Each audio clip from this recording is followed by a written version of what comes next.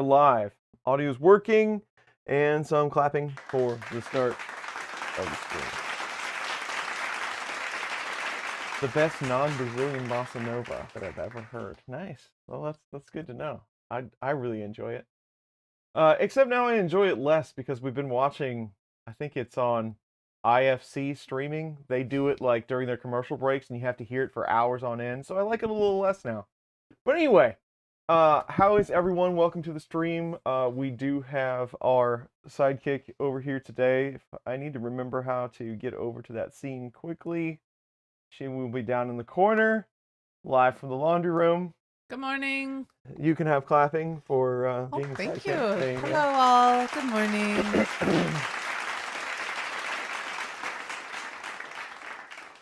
So, there's a ton of people in the chat today. That's good. Saturday, it's morning for us. We're gonna do some work. We're gonna get it done today, right? You just jinxed the whole thing. No way. Last time we pretty much just focused on wiring. Again, this is part 6. I checked. Part 6. It's been a long road. We've had some confusion with different 3D printed parts. This is the Voron Trident build. It is the 250 version.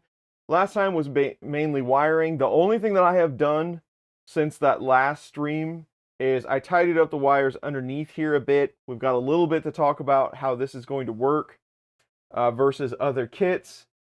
I need to go back through and check it a bit, but we should be able to power up. And today is going to be mostly firmware, I'm pretty sure. Now, there's a configuration for the Trident.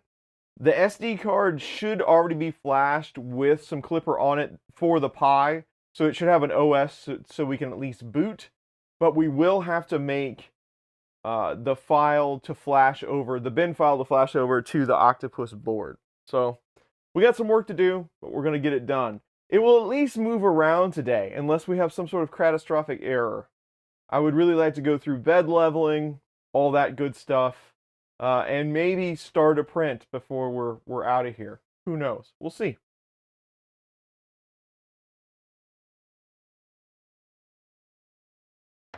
So, magic smoke time. That's right. It's coming up. Keith is here. There's all kinds of folks in the chat. Thank you for joining us. I saw, what did I see scroll by? Thomas the Maker Viking. He's been a member for 6 months in bragging rights. And Andrew's for the after Thanksgiving bougie coffee fund. Nice. Thank you very much for the 10, Andrew. Always appreciated. Hope you're doing well. Same old Shane is here. My B fam. Wow. Yeah. Hi Shane. Did you recover from your long stream? Yeah, I have my boss for a producer. That's always a bad thing. Like when you're so like, you know, I'm a one-man show in the basement. Technically, I should be like the boss and the owner of said company. I do call myself the CEO, but that's really not the case. The producer kind of runs the show around here. And as always, I don't get paid. You're still in having nightmares from last week, I'll bet. But it was fun. Even if you didn't get to check it out live, 1440 Makers, they do awesome things with benefits. They get together streams. Shane does it for like 24 hours in a row to benefit great causes. I was part of that last weekend. It was a lot of fun. You can even go back and check out some of the segments if you'd like. It's still out there. 1440 Makers, check it out on YouTube. It's a good time. Man, all the people coming in with the... I didn't realize they did updates. Like, they give you members and stuff now. Like, how many months you've been one. Derek just gifted 10 memberships. Grab them while you can. Woo! There you go. That's all right. awesome. Thanks, Derek. Thank you again. You wouldn't believe... I was looking back through YouTube. You wouldn't believe how much the gifted memberships actually help out.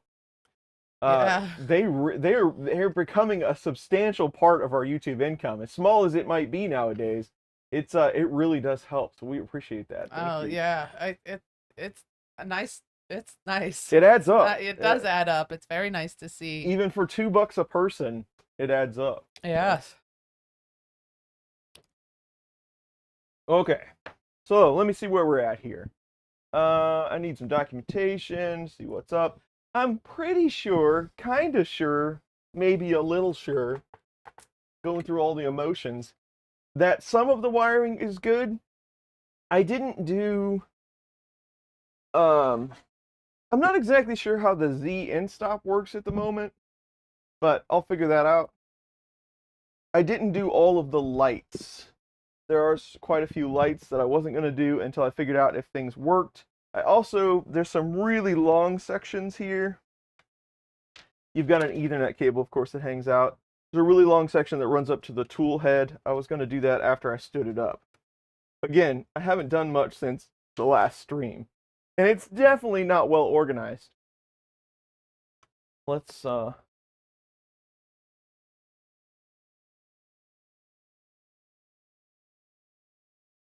give you an idea of what we're doing. The one hurdle that I did stumble on. So it's a mess, yes, but it's all plugged in. So the one thing that I don't know the age of this Trident kit, right? I think it was pretty early on the LDO kits. I don't remember. But they give you a 5-volt adapter here that you can plug into some pins on the board and pull 5-volt from it to power your Pi. But the Pi that they give you in the directions has a couple of terminals on it up here where you can power it. I just got a regular Pi 4. I'm surprised that I even got that when I got this kit because they were pretty rare. So it doesn't have that terminal. It's just got USB-C. So we're going to have to figure out some sort of adapter to get us over to USB-C for this to be a combined thing. For today, we're just going to plug in the Pi with an alternate power supply to get us up and going. We can print like that. It's just not super convenient. So that was one thing I ran into. They do give you the SD card, however. Now that I put it in there, I can't pull it out. The SD card should already be flashed with some type of OS. So we're going to check that out pretty much first after we power it on. But I am going to power it up. I need to flip it over on its side. I'll go ahead and plug in the tool head. Let me get a multi-view going for us here. And then we'll set up the network and do all the cool clippery things that we should do. It should be in the Input Shaper Toolkit. Maybe it is. There is a lot of parts to this. I wouldn't at all be surprised if I missed something. But at any rate, I looked through stuff last time, and for this, we can just plug it in and go about our way. Tom Llama's here. Good old Tom Llama. He's up there in the Northeast. Tom, do they have snow up there yet? I worked with a lot of folks from the Northeast, but I haven't heard any snow yet. Hopefully you're still all right. Snow for us tonight. First snow of the season. Oh boy. It's the first real snow of the season. I mean, it's kind of it spit on us a little bit last month, didn't it? Didn't we get like a little snow? You see a little bit of. There were some pretty fat flakes coming down for about an hour. A few flakes. What color's that? Oh, Joel Driver's here. Space gray, right? Is the frame? Yes, I believe that is what they gray. call it. Yes. Still not ready for snow. I'm not ready for I like to look at the snow. I don't mind when it's on the grass. But I'm not ready for driving in it or ice or anything. But knock on wood, snow don't last long around here. It usually melts pretty quick unless we get a big dump. Yeah. So no snow, Tom says. Not really. Good. What about you, Mike? You're way up there. Has it snowed for you? No snow in Western New York yet. Good to know. Shane, are you still here or have you left? And is it snowing in Czechia? What's going on over there? I don't know about that. That's a good question. Yeah, what's happening in Eastern Europe around this time?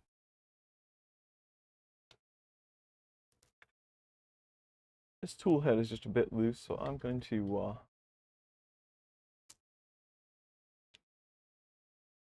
snug it up a bit before we continue on. Yeah, Kenosha. Kenosha. It's not snowing yet, Chris Travis says.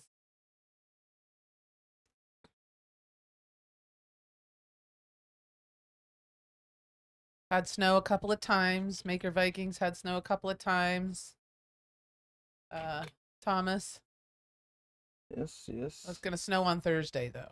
Where did you say you're from, Thomas? Where's Maker Viking from? I was just thinking about that. He may answer you before. No snow. He's here. No snow. Oh, like here in the States or here in Czechia? No snow. It doesn't snow much in the city. More up north of the city. But the Christmas market is up. Oh, yes. We've gone Christmas crazy. It's time. It is The most time. wonderful time. Norway. Norway. It's chilly. You're up in the mountains, though, kind of. I think. I don't know. Memory serves. My geography is terrible. I won't even pretend to know. Norway. Yeah.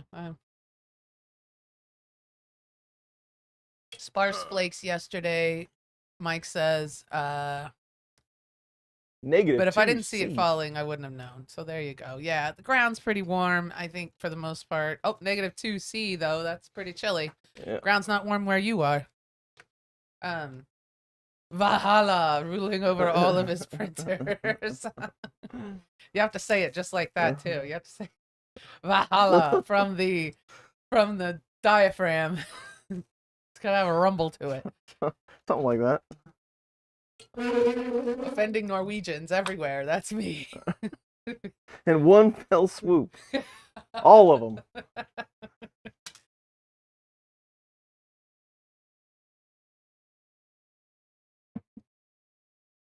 So, I don't know what I did when I put this tool head together, but it wasn't right.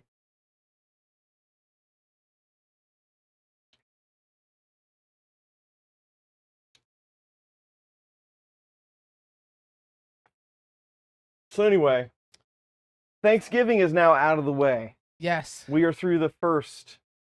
Chris Travis, this is the 250 version. We're through the first holiday of the holiday season. I'm feeling pretty good about that. Well, really only, what, 2 more to go. Yeah, but it's just us, so we don't have to, we're not putting on. His parents came over Thanksgiving, Thursday. So. And we had very tasty food. But Christmas, we're just doing us. And usually it's just us on New Year's too, but so. It's, the hard one's done. Now it's just, we can actually enjoy ourselves and not have the stress of having to cook and entertain and all that.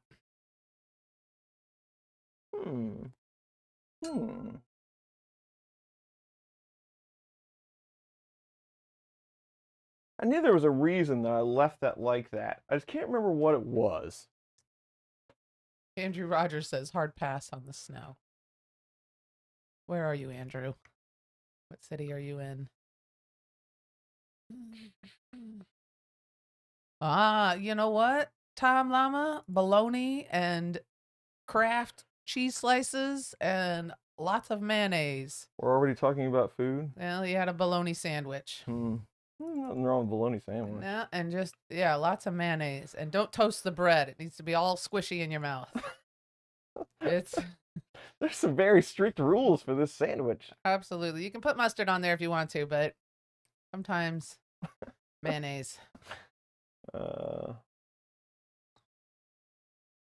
Assembly checks. Oh, there you go, Chris. So you got off the hook for Thanksgiving. And to me, that's the hard meal. Thanksgiving's the hard meal. Because Christmas, you can do anything. You know what I mean? Like, you don't have to make, I mean, you can do a ham. Most of those are already cooked. You don't have to worry about it. I mean, like, it still takes time, but we used to do a lasagna sometimes at Christmas. I've done a baked ziti before. You don't have to do anything. You can just, I mean, shoot, Brandy, her family does. Brandy's my friend, my old friend. Pizza for Christmas. They just order pizza and reheat it So Mm. still in a food coma. We were just talking about that, Joel, about what we're going to have for dinner tonight. I'm like, something that does not bog me down. I am so full and uncomfortable right now. I mean, even days later, I'm still. Ugh.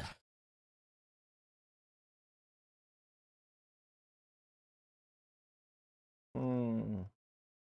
Mm-hmm. Mm-hmm. Mm-hmm. I enjoy Christmas food, but the Swedes have traditional foods here. What are the traditional foods? Tell us. I don't know if we want to know. Stuffing muffins. Ooh, there you go. Stuffing muffins. I'm assuming that is stuffing out of a muffin tin.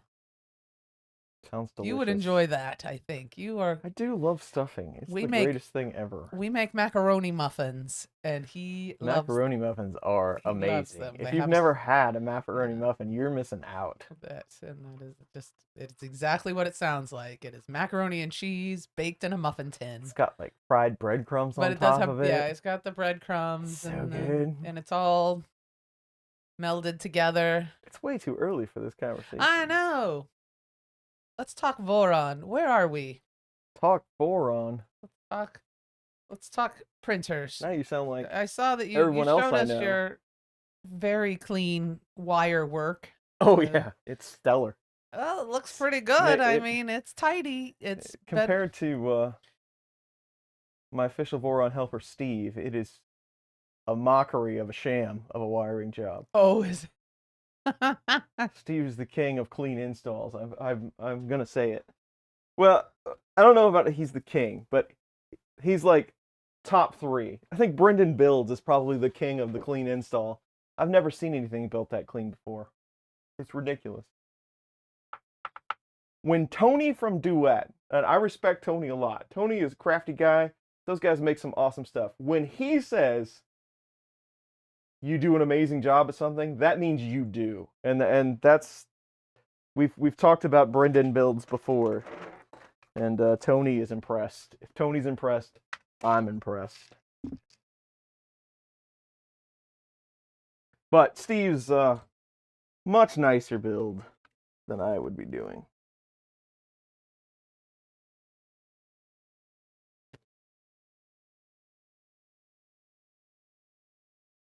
Mike does have a Voron. It's purple. My Voron switch wire went to live with Mike. How's it doing? Oh, we had one session, and then I don't know if Mike is too polite to come back to tell me it's a piece of crap, or or if he's just dealing with it. I don't know.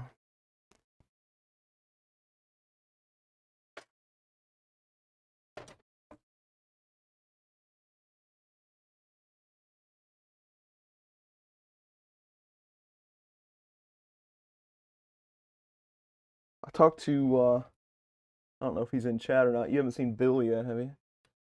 No. I talked to Bill this morning.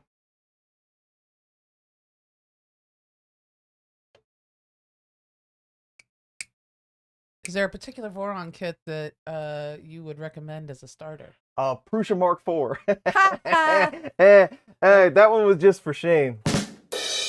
There you go.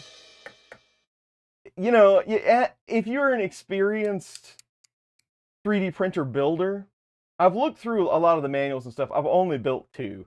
I'd stay away from the Switchwire. Switchwire is a cool build. It's a cool printer, but it's just like a printer to be making a printer. I mean, if you really just want to do that, go for the Switchwire. But the V0 looks so confined. It's so small. It seems more difficult. The 2.4 is just a massive build. I mean, no way to put it. It's just a massive build. So if you are experienced at building 3D printers and you want to get into Voron, I'm thinking the Trident is probably the way to go. I think it's the most well-rounded. It still takes a long time, but I don't think it's near the build that a 0 or a 2.4 would be. So that's just what I've seen. I'm not the most experienced Voron person, but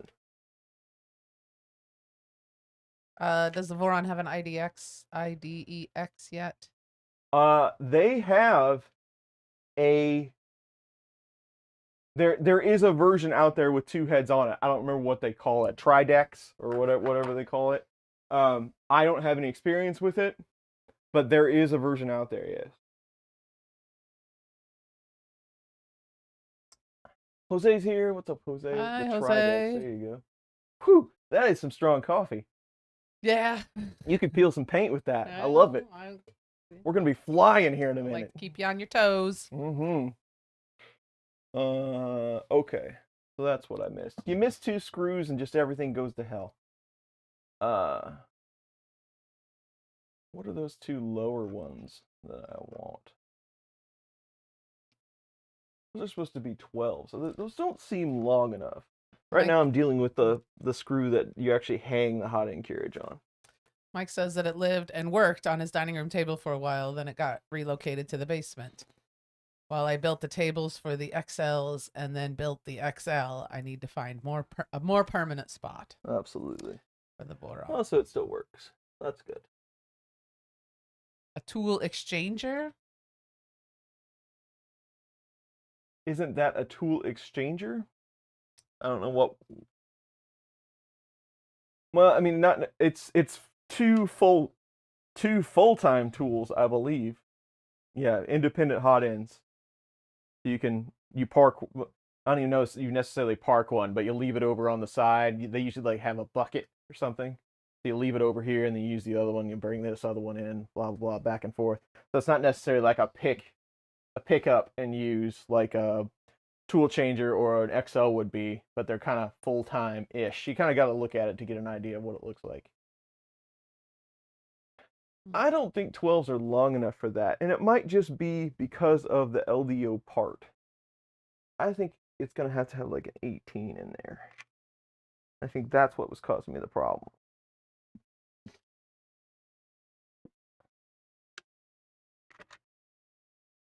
I might just have a couple here. Where's my little thing? There it is.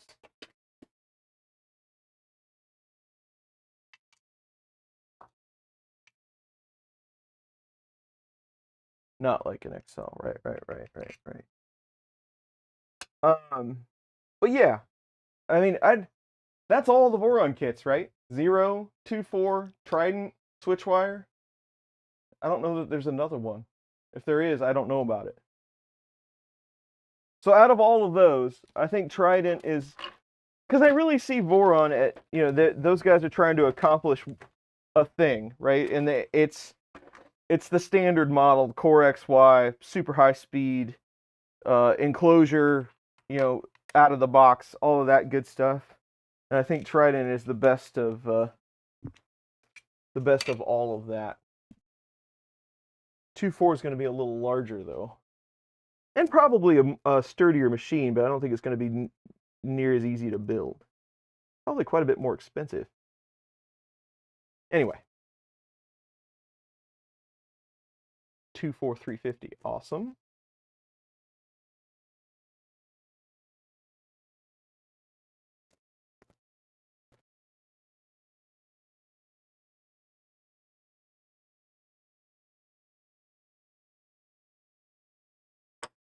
I should thread in there easier than that.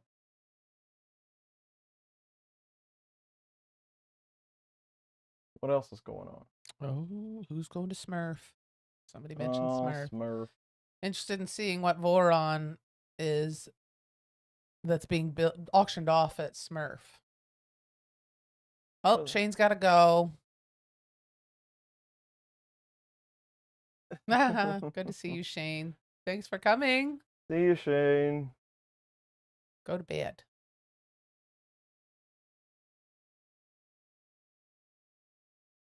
$30 or $40. The length of these 2 bolts can differ. Aha! I think this is the step that I needed.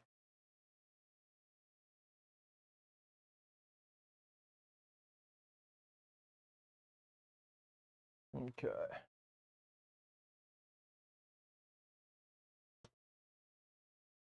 Yeah, Smurf. I realize not everyone follows along on YouTube with me closely. I have to, because it's kind of my thing.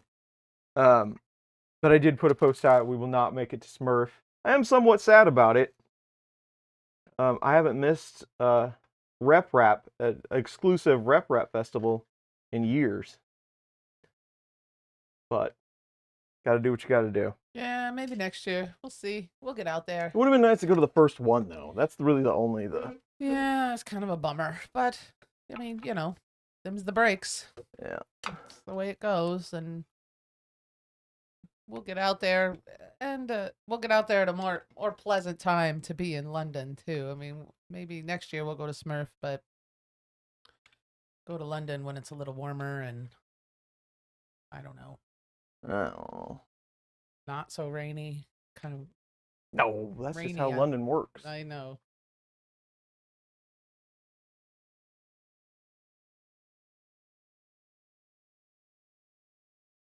There's that. And then those go all the way through. That's what the big deal. The Jake from State Farm's here. Hello. Jake from State Farm. Yes, and we'll be looking for your live streams during Smurf. I would like to see. I want to see it. So, those of you with channels, wander around with your camera and show us what you show us what you see. Look for some interesting stuff for us. I always like to see, like, what I would call it the belle of the ball. I always look for the belle of the ball, and so this one was that super speedy printer there in Baltimore. What was that real fast one? Oh, you're talking about The magnet one. Yeah. So for me, the belle of the ball was the magnet printer. I thought that was real interesting. Although I did see a big giant printer. Did it actually print? I think it was printing over there. Yeah, and anyway, the Magneto, yes, Thunder Keys, yeah, Magneto X. So, but look for the belle of the ball at Smurf. I want to see what you think the belle of the ball is.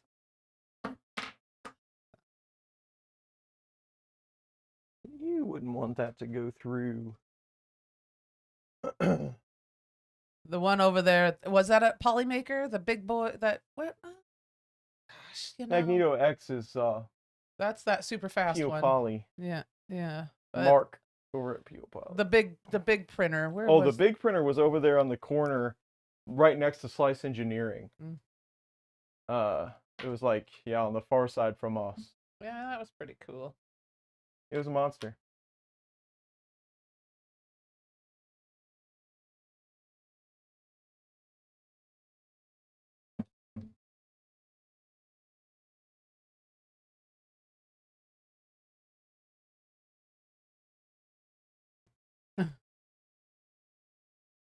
The Dueling Zero at Murph was very cool.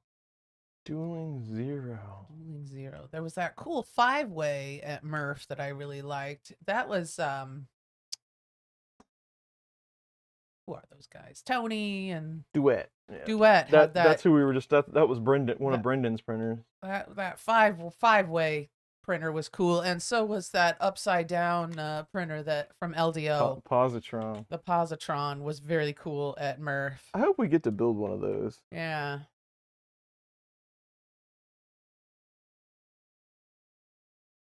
I saw that they're printing houses now. I've seen that. So cool and inexpensive and efficient.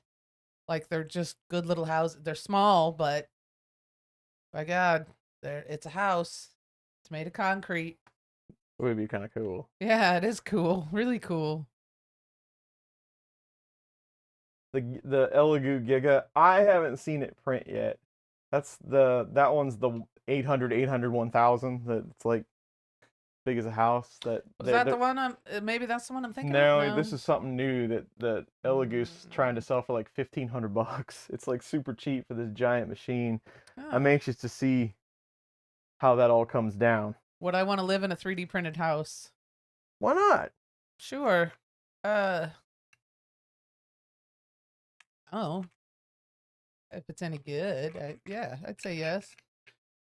She's gonna say yes now, but I'm gonna say yes, and with then I'm gonna get in there, stipulations. and I'm not gonna like it.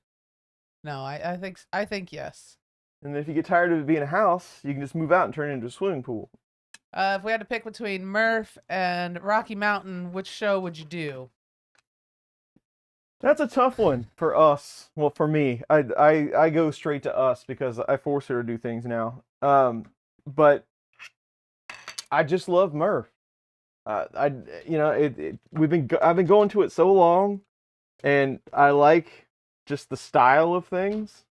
You know, you just really no one cares. We just kind of do whatever we feel like.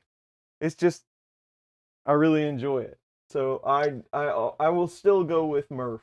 I enjoy, for me too, Murph. It's just a more relaxed atmosphere.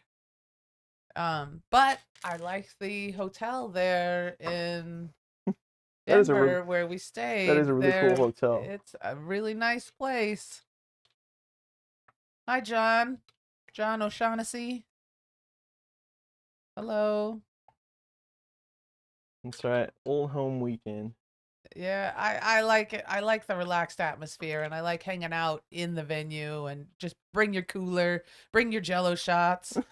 You know what I mean? Hanging out. It's just very easygoing. No, I mean, you adhere to somewhat of a schedule, but I mean, it's just not quite so regimented. And I think I like it's kind of it's a little break. It's more like a reunion than it is a trade show. It's Type more like a vibe. vacation than it Yeah, you than go work. to see friends where you can have the time to talk to your people. Yeah. So, but it can be a little loosey goosey sometimes, and that Well, yeah, and that's it the doesn't come trade-off. without its drawbacks. That's the trade-off, too, right? and, Don't go expecting things to be organized. Rocky Mountain is very organized, and you guys setting up outside stuff like when we met at the brewery, that was fun, and Yeah. and things like that. So I do like that too. Well, Earth, now Printopia. I mean, Printopia. they are they give you slots when to unload, and there's people walking around giving you water. Very I mean, organized. yeah. Yes. And you got that little thing for the sponsors too, little sponsor party, which is nice. Yeah. So there's trade-offs, but Yeah. I'm more of the anything goes type of well, plus you don't feel like you can show up late, you can stay late if you want. Yeah. At Murph, nobody's really No, it's kind of whatever. yeah. I mean, but it's open all the time, so you can't lock your stuff up. You need to take anything of. I don't think anybody's gonna get in there and take anything, but you never know. But So they if you're could. worried about it, take Yeah. it with you. That'd be the only thing too. You got to break down and set up whatever things of value. Oh, Sergio's here. Hello, Sergio. Hey, Sergio. So there's that does have its drawbacks though. Baltimore's very organized, and I like that. They got it all together, and so is Rocky Mountain, very organized. So I like that too. It's just a matter of, I don't know, Yeah. where weirdos walk around and offer tequila shots. I know, these are my people. We we did a time lapse we do a time lapse everywhere we go. But the one from Earth was up on the balcony. It was just on one of the rungs of the balcony up there. And we accidentally left it overnight. So it was running all night long. And we did just that main corridor there where we were. And I watched it back because the battery gave out at like 6 in the morning or something. But I watched it back, just kind of thumbed through to see if there was any action. And the janitors came in and they were rocking out on the guitars. Yeah, that was pretty funny. They're cleaning and then they stop and they're playing. I was like, that's awesome. That would have been really bad though if they would have dropped one or something. Oh my gosh. Yeah, be careful there. But it was pretty funny. Yeah, we enjoyed. That was funny that you showed that to me. I thought that was great. That was awesome. Full band. That's what we've talked We've about. been working on it. Mitch wants to play the drums. Gotta come with the drums. That's the hard part. Ooh, do you still have it? The janitor's getting down? It's probably still on that camera. We should. We should You're try right. to find We it. should post it. I'll see what I can do, Mike. I might look I don't want around. to out anybody. Well, I mean, like, are you anybody gonna know these guys? I hope not, but Yeah, hey, that's Ted, and he's fired yeah, now he's for fired. touching stuff. I'm like, oh crap. Yeah. Oh, poor guy. Like, things aren't hard enough. Like, just looking at it. It was pretty funny though. We can blur out their faces so that It's pretty far away, but You if couldn't you were tell, their yeah. manager, you would know. Oh, that's these. yeah, I you can tell by the way he walks. Yeah, that's funny.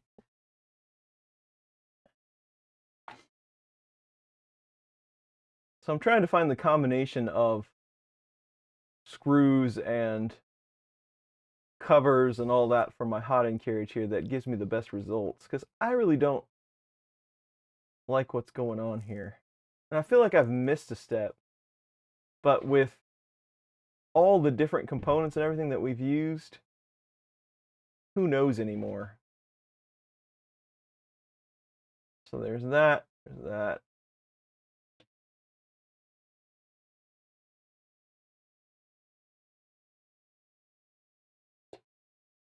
I thought it was going to be a firmware day. We might still get to it. We got lots of time. I might be down here until 9 o'clock tonight. All right, so there is the hot end carriage. There's the that screws on the hot end carriage. There's where the hot end goes. Yep. But they don't say anything about screws for that.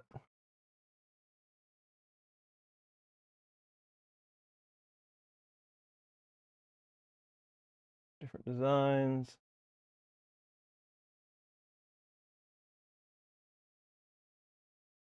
Heat inserts.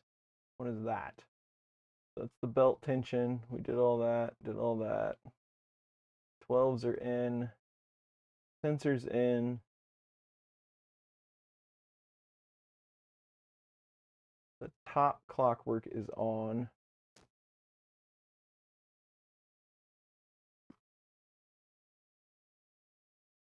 Tool carriage mounting.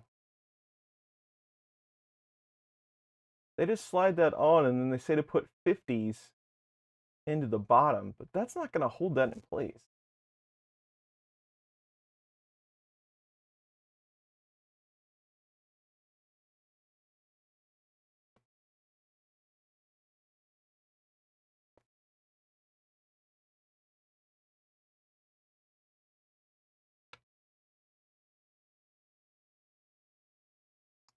What else is going on?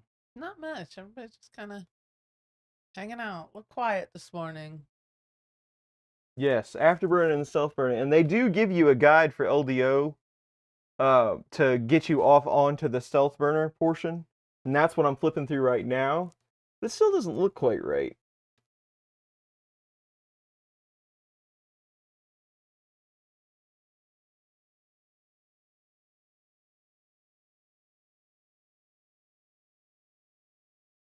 Because those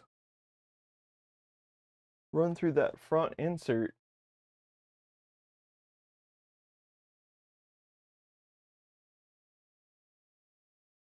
They list 50s, but I don't think 50s are long enough. Are you using the tool headboard? Yes. Oh, that's because these are 40s. That's why it don't work.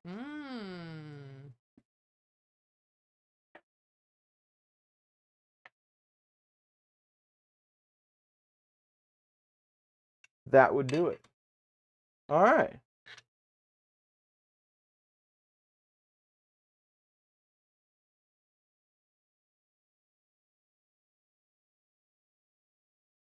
I wonder if Abbey Road Studios has a janitor band. They almost have to.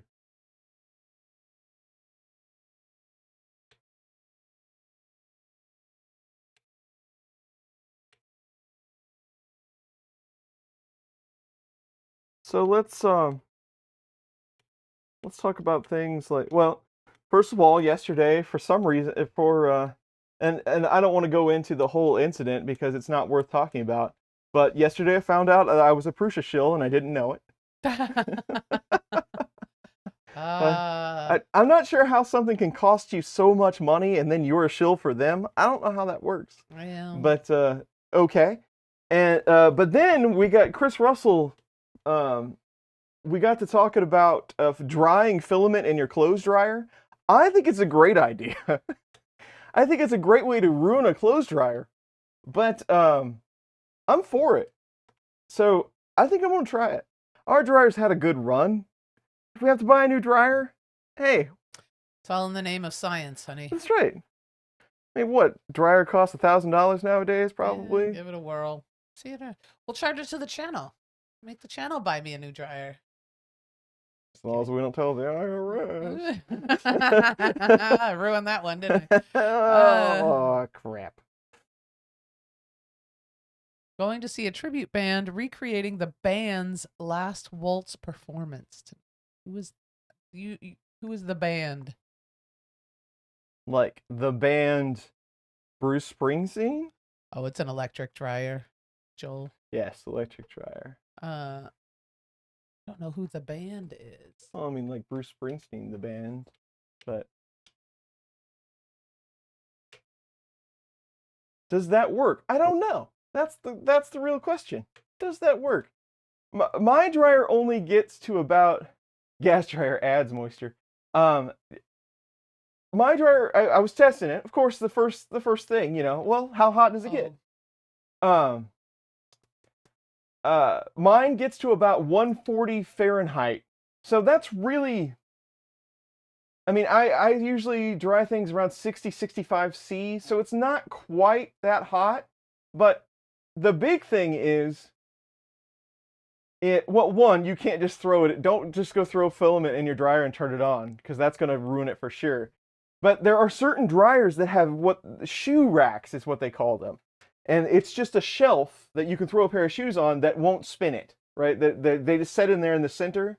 So you'd have to use something like that. You couldn't just, start drying your filament in there on the spool. But it's the duration, because it probably costs, $5 to run that dryer for an hour. So, but if you could dry a spool of filament in an hour, or the question was, how do you dry like 5 kg spools? I'm like, well, you put them in the clothes dryer. But I don't know that you would get enough time to actually get it dry. But that's the question. I mean, why not try it out? We'll see. Jake, yes, I remember now. The band is at up on Cripple Creek. Do you know that song? They Yes. sang Cripple Creek. Cripple Creek. Yeah, I know that. Only the Yes, greatest I band do. in the world.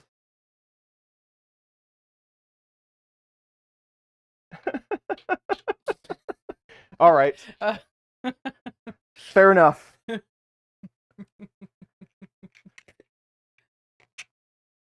That's when some Bob Dylan's band. There you go. Oh, okay, gotcha.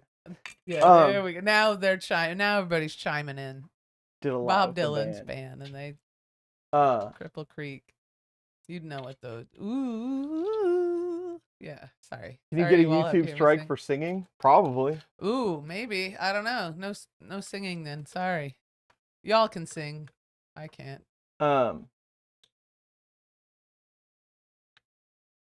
What was I gonna say now? I don't know. I We were ruined talking it about for the you. I band. totally Oh, broke- that's like the time this guy came to me at work and he was super excited to go to a concert and he told me it was Jay Giles. And I'm like, what? Jay Giles? I mean, like, freeze frame Jay Giles? He's like, yeah. I'm like, all right, cool. But the band is much better than Jay Giles, I would say. And depending on who you are, I guess. Some people probably really like Jay Giles, but that's cool.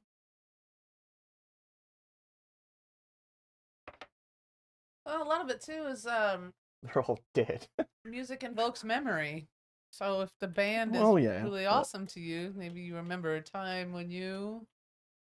Yeah, but thinking like that doesn't, ring to giving someone a really hard time about something. Well, that's true. Oh yeah, The Wait. That's a good song. Heard it in a long time. Okay, now I am satisfied. We found the correct length screw. The belts are semi-tensioned, probably not where they need to be, but good enough to get everything up and running. Now we can move on to powering it up and seeing what works and what doesn't, what might blow up. So this might end this, as all these folks know that have been here before, this might end the stream rather quickly, depending on what lets out smoke.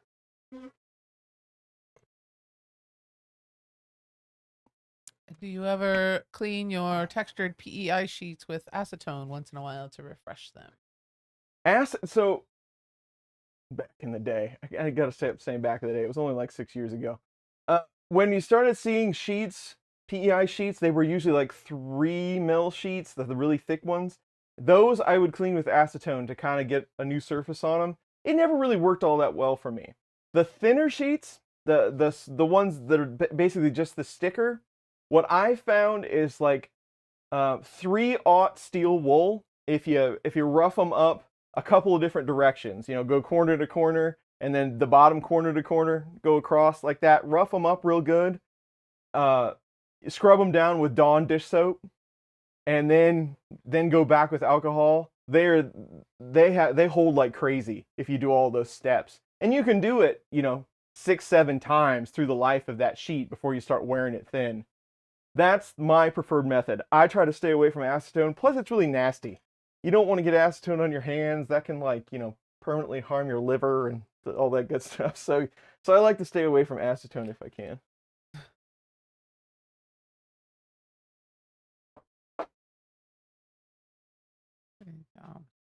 Yeah, fine sandpaper. Yeah, if you get really high, like if like 1500 or something. What's up? The thin sheets crack if you use acetone on them. Yeah, you could probably tear one up pretty easy. I'd stay away from it if you could. Okay, start over. Oh. Okay, so let's see, what do we got as far as camera view? Now I'm lost. I got lost on, Somebody asked about your bed storage sheet. Your bed sheet storage. Oh, I love the bed sheet storage. He I've asked been about printing it. these things out. I'll go over there and get you a picture here in a second, because I'm really impressed with the work that I've done. It's really half-assed, but you're gonna love it. Let's go to this view and plug it in, and not put your fingers. So I didn't put the skirts or any of the protective, you know, type thing on here. Why are these so tight? So don't get your fingers in there, kids.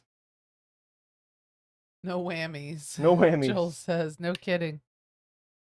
Huh? I see lights.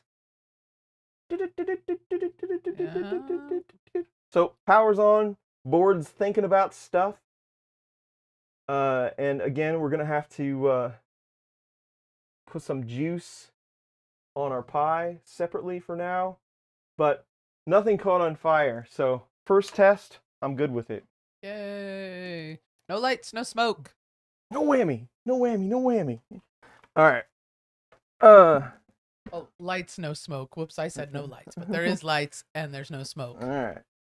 So I'm just going to use my Pi 3 adapter here for now for our Linux juice. Magic is contained.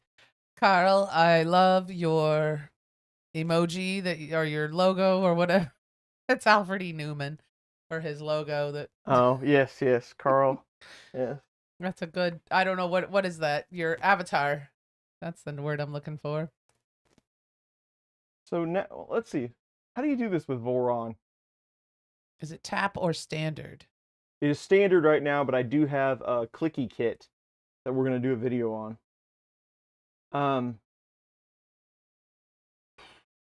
I always build these with the Raspberry tool, and it has Wi-Fi on it. So let's take a look at what's on this card real quick.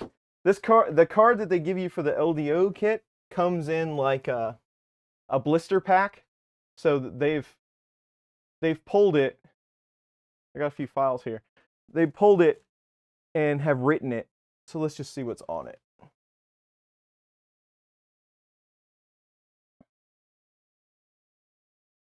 There's nothing on it.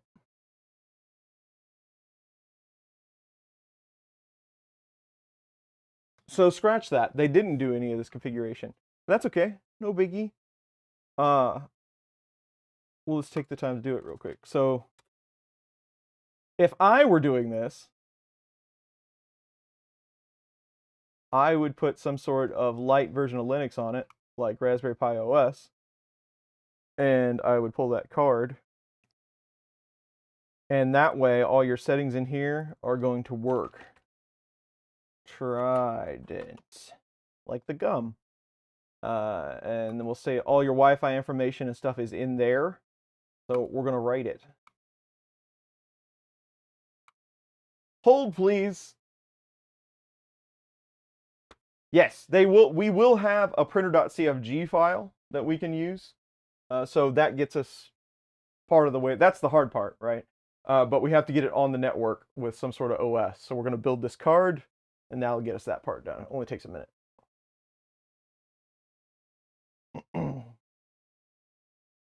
Nappin's here. Sad sound. Yeah, I was sad sound.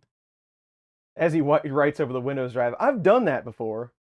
Never the Windows drive, but I had an alternate drive that I was storing stuff on, and I wrote over it one time. Whoops. That was pretty sweet. It was a small drive.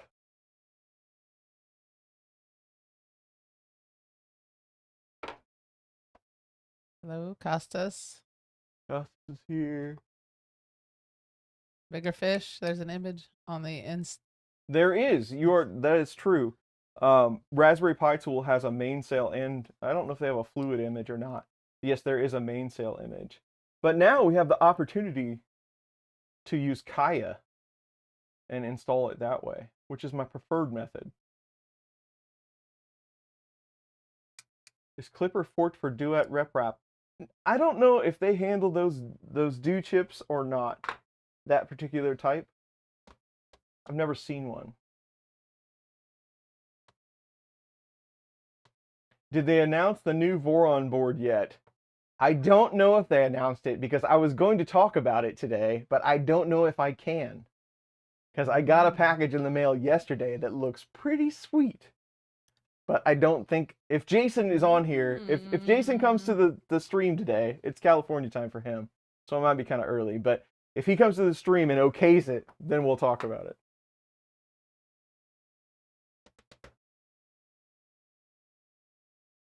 It's going to be released at Smurf. See, that's good to know. Good to know. Well, then you gotta wait a week. We can't talk about it until the next stream. I'm under embargo. Embargo. I haven't seen embargo, the word, in our community like since Bamboo, like around the time Bamboo came out. I'm under embargo. I can't talk about this. I'm under embargo. And I was like, well, you know, I get it. I mean, I get what you're talking about. But it seems to be such an odd word to me. And the first thing I think about is Thunderdome. I do too. That's me too. I hear the word and then I think of Master Blaster. So it's and not embargo. just me. So that's good. No, well, I mean, how many times have we seen that movie though? Well, you say it's million. not just you. We pretty much share the same brain now. You got it most of the time, but I just use it for evil. there you go. Galileo 2. Have you seen the Galileo 2? No. And John's here, by the way. 75 keg. Awesome. John is here. Yes. Hello, John. Good to see you. All right. So our card's built, so at least we can go back to the Pi and power it up. Oh, Andrew says, as long as us subscribers, it doesn't break embargo, right? We're all just friends us? Nobody watches this stream. It's not like it's public on the internet. True, yeah. Plus, if I screw something up for Jason, he'll never send me cool toys again. That's true. That guy sends me a Christmas present every year. He's so nice. He's like the nicest person in the whole world. He's a good sport too. I've seen him on doing shorts and stuff and he's a good sport. Well, he did it for us. And like, okay, we're not ready. Are you ready? Okay, now go. Now? Yes, go. Now. Felt kind of bad. I did too. Jerk that poor guy around. Nope, not ready. Nope. Now? Okay, now I'm ready. Now. Wire super tight.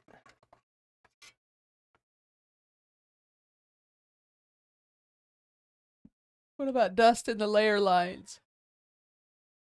About what? Somebody says, what about dust in the layer lines? Vast CNC. Oh.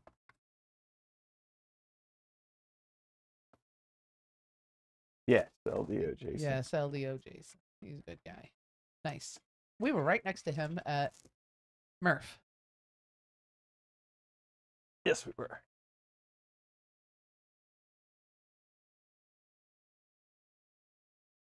All right, so the Pi is going. It's powering up. It should have all the USB and stuff, and then we can take it to Linux.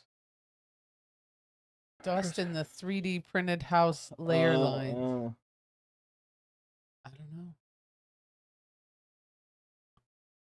know. If you look at those houses, I mean, when you see them being built, it's like, I don't know, like, have you ever seen them extrude sausage? Like when it just, but that's kind of what it looks like. They're kind of like rows on top of each other. That they kind of actually kind of mush together a little better than you think they kind would. Of concrete. Out of a squeeze bottle, or you know. Yeah, it's kind of a weird.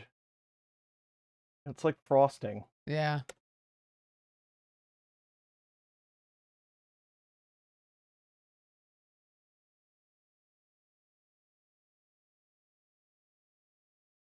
All right. Popped up. What was that? Oh, I don't know. Built on the moon. Might be interesting. Okay. Let me get an IP address here. Whoa. Hopefully it joined up.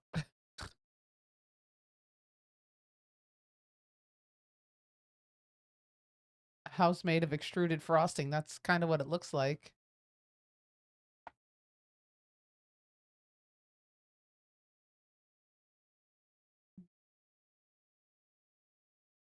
Come on, Raspberry Pi. I don't think it likes the image. Usually takes 2 goes. Oh, wait. Looks like it's coming up.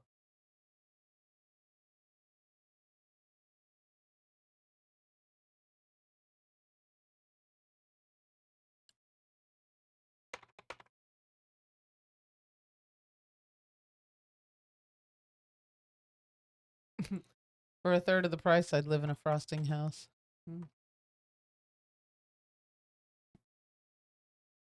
Okay. So, where are we? Now, you ready for the most exciting part of any video or stream? Ah, the terminal. You don't have to edit this one now. So Yeah, good. no cropping and zooming, and this is what you see, guys. Let me get my cheat sheet here. All right. So, all we did was flash Raspberry Pi OS.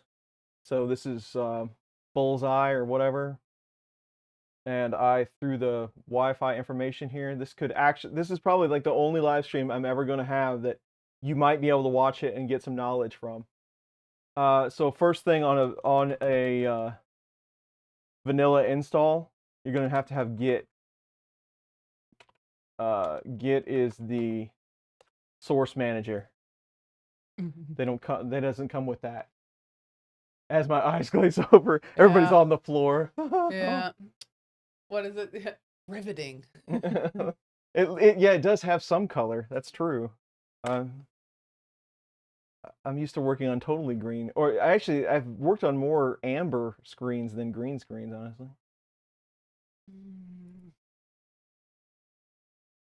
All right, so we got Git. Now we can use Git to clone the GitHub project for Kaya.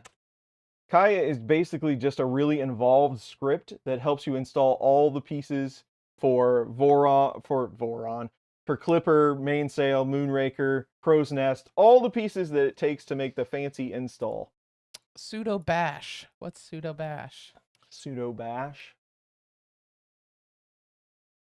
Do sudo bash first. Yeah, what is that? That puts you in bash shell, which should be in bash shell, but I don't know if that roots out or not. You want to do sudo bash here to see what it does? See, that puts you in root. And sometimes if you go to root, that will kind of mess up your file permissions, so I don't do it. More sudos. More sudos. There you go. All right, so now we're going to run the Kaya script. So when you load that, it loads it into a folder. When you pull it from GitHub, it loads it into a folder called Kaya, and the script is just called Kaya. And it takes you into this menu. So all we got to do is, instead of running around getting all the pieces, downloading and all that stuff, we're going to do one to install. You do need your sudo password. And if you did that sudo bash, you wouldn't have to do that. So the first thing we'll do is install Clipper. It takes the longest, and we're going to use Python 3, number 1 there, because that's the one that's currently supported. Do you want to run multiple instances? Not today, my friend, just one. So that runs for about 10 minutes or so, and we'll go back to entertaining you while that's running. You want to see the build plate holders. Let me get you a picture. Mom says the leftovers are gone and they were awesome. Oh, good. And Toby really likes the turkey. Oh, good. I'm so glad. Dance time. Somebody wants you to dance. Now's the time on Sprockets when we dance. I'm glad your mom liked all the leftovers. They were good. Her leftover gravy was good. Better second day. Chris's mom made gravy for us, and it was delicious.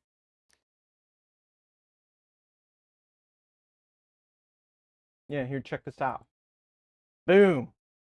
They're all organized. I got the regular smooth PEI sheets up here. Then I got powder coated sheets. I got satin sheets down here. And then I got like these are miscellaneous. So some of them are like super rough coated PEI. There's a couple of like faux satin ones. There's some, what is that? King something, types of sheets. But I've even got a larger one back here for like XL size sheets. But I really like being organized with them so far. So there you go. Joel says it looks nice. Thank you. Thank you. And he's been in IT for 25 years, and he's a full-time Linux user. Nice. Yes, Nice. we are a Linux house here. Do quite a bit. It's much easier nowadays that when I started in like Fedora 2, like personally using Linux. And it was kind of a nightmare. But nowadays, a lot of the version stuff, there's so much more well supported in the environment. He's asking if that was a 3D printed keyboard. It is not. No, I wish it was. Unix. Nice racks. Thanks, Mike. Organize is really not something I do either, but the only way you're going to get me to find a solution to organize something is if it falls on the floor a lot. And I had all of those stacked up in between some boxes, and every time I would try to get one out of there, they would fall over. And there was like a pile of them this big, so it was time to throw some away and then organize the rest of them. So I made an effort to do that. It does look very nice. Thank you. Thank you. A place for everything and everything in its place. I worked really hard on that bucket for like 20 minutes. Organized chaos. There you go.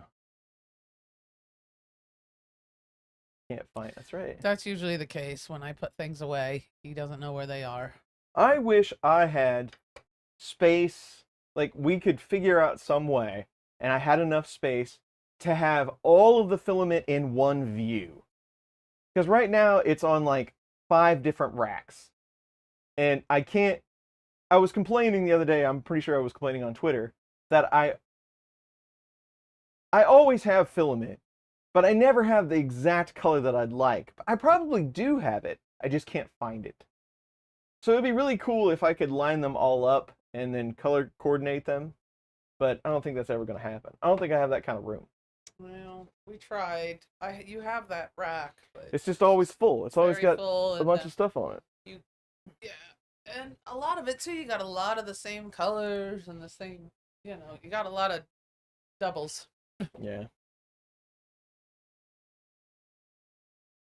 I worked on a way to hang the Excel sheets on that hex grid wall system. Need to finish it and use it. Don't tell Pooch. Pooch will want to come in here with French cleats and He'll tear it up. tear it up. He's got way more energy than I do. He wears me out. Can you print a color swatch box? That's a good idea. Yeah? What is a French cleat? French cleat. You said that. Yep. Basically, all it is mostly a piece of wood stock that has a 40. So it's a square bar, and on the top of it, you screw this down to the wall, but on the top of it, it has a 45-degree angle, so that goes back towards the wall. So if you hang another 45-degree on the front of it, it's permanent. So it's just so you can take it off and put it back on. It's common for like wood shops and stuff. They hang all their stuff on it. But Pooch does everything on a French cleat. And I mean, it's a good system, but when you got to do concrete walls, then you have to, you have to anchor down some boards and then put your cleats on it. I don't know. It's the bottom of a French branded shoe. That is the first thing that I thought of was like soccer, or some sort of sporting golf. Well, that's hanging mechanism using wood. There you go. Thank you. I thought about 3D printing them, the cleats. Yeah. Just printing sections. But again, you'd have to anchor it to the concrete. Yeah. And kind of make it a mess. I just don't have a wall big enough. You're making me yawn. I know. I'm sorry. This thing's still installing, so we're good.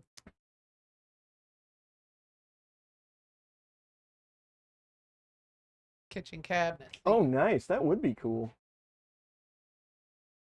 Yay, sports ball. Sports exactly. Ball. Yep. Me and you both, Bob.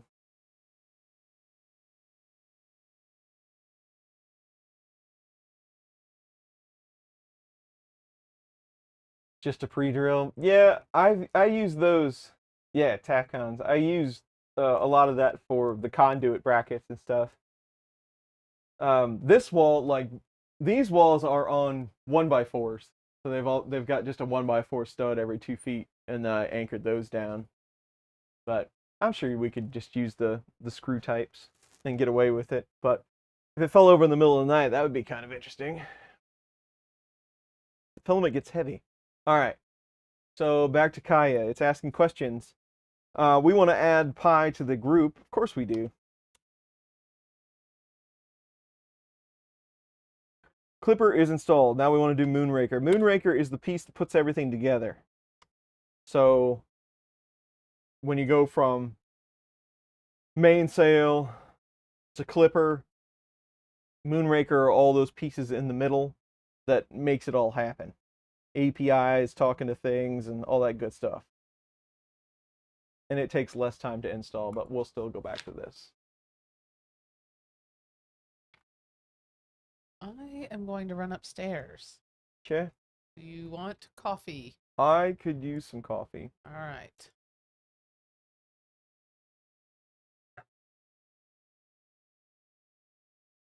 I almost want to like hand it this way, but I think something would fall over.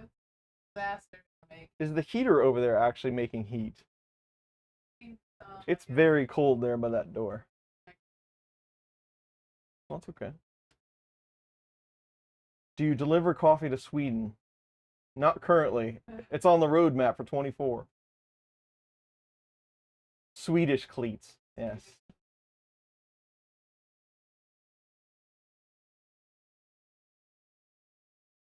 When will Fluid have a white background mode like Mainsail? I didn't know Mainsail had that mode. I usually just use it in that dark version. I don't know.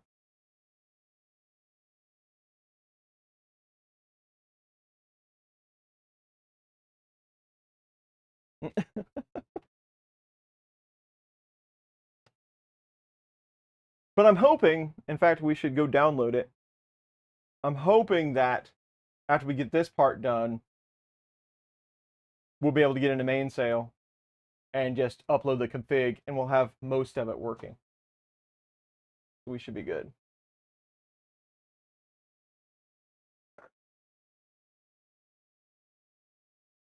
Dark mode. There's a couple of things I really like dark mode on. There's a couple of things I don't.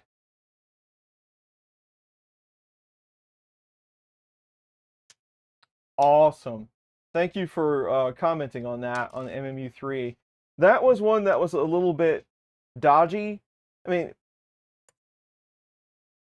there are a lot of parts with it to MMU3, and the main goal for the video was to point out that a lot of the upgrades that they were doing from 2 to 3 were community driven. There's stuff that we probably already did, or a lot of folks already did, and it does really help the whole unit to work better.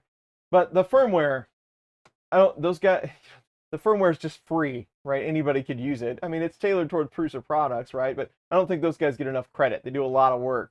And they did completely rework that thing. So I'm glad that it's working better for some folks, because it was extremely frustrating to use the MMU2 when it first came out. So I'm glad to see that they're circling back. And the upgrade kit, it's $90. I know that's money, and you have to print your own parts. But there's a lot of tricky parts and things that they did in there that do make it a lot better. So if you really want to start using it, the MU3 is just, it's so much more reliable than the original version. So thanks for the comment, though.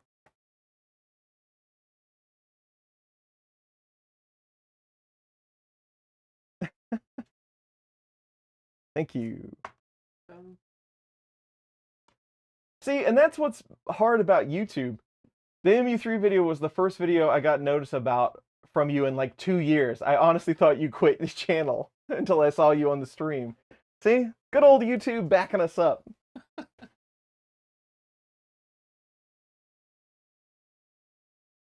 Couldn't update. See, yeah, and I guess that was a big thing for a lot of folks. That power cable. So I'll do this to get you back on. Hello. And then I'm going to go back to screen share for a moment. All right, Moonraker's in. We're going to go mainsail on this one.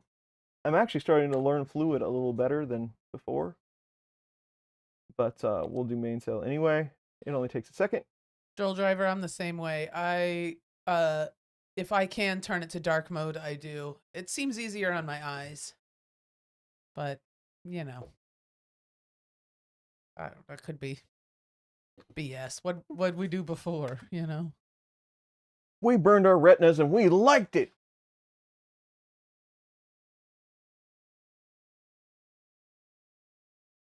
Ooh, that is hot. Yes, hot coffee. Thank you, Dave Grohl Cup. Shouldn't be as strong since we let it finish brewing. Today's like 20 degrees outside. It might snow. This is a day to just drink a whole lot of coffee. Yes, be warm. Octoprint dark mode, that would be sweet. It is very bright. Come on, mainsail. You got this. Yeah, we may have to just get takeout. That's what happened to me yesterday. I was supposed to go to the store and get, I make enough Thanksgiving that we eat plenty on Thanksgiving and then have lunch the next day. That's the idea. 4 meals, so that I'm just not bogged down with a whole bunch of leftovers. I can't stand it. So I was supposed to go out and get dinner yesterday, and it was cold. And it was the first really cold day. I mean, like right now it's 32. Yesterday it was about the same. Just don't want to get out. It's cold out there. I don't want to go. And but now I'm thinking maybe we should get takeout or something like that instead of going out and getting something. It's cold out there. Yeah. See you later, Chris Travis. Bye, Chris Travis. Almost time to add rum to the coffee. There you go. Just had Chinese takeout, thinking about it. Fried noodles and I think he meant noodles and chicken. oh, noodles and chicken. Sorry, I'm like, I was noodles reading and that is too. that a I'm like, thing? Man, the Swedes have some really interesting Chinese food. Nice. Okay. We call that lo mein. No, I don't know, but all right. noodles and chicken. Yes. So this is all the stuff we need. We are installed. Okay, so now all of this should be on your web interface, right in your interfaces. What did we say? That was 32? No. We had pizza last night, Happy. because I didn't want to go out.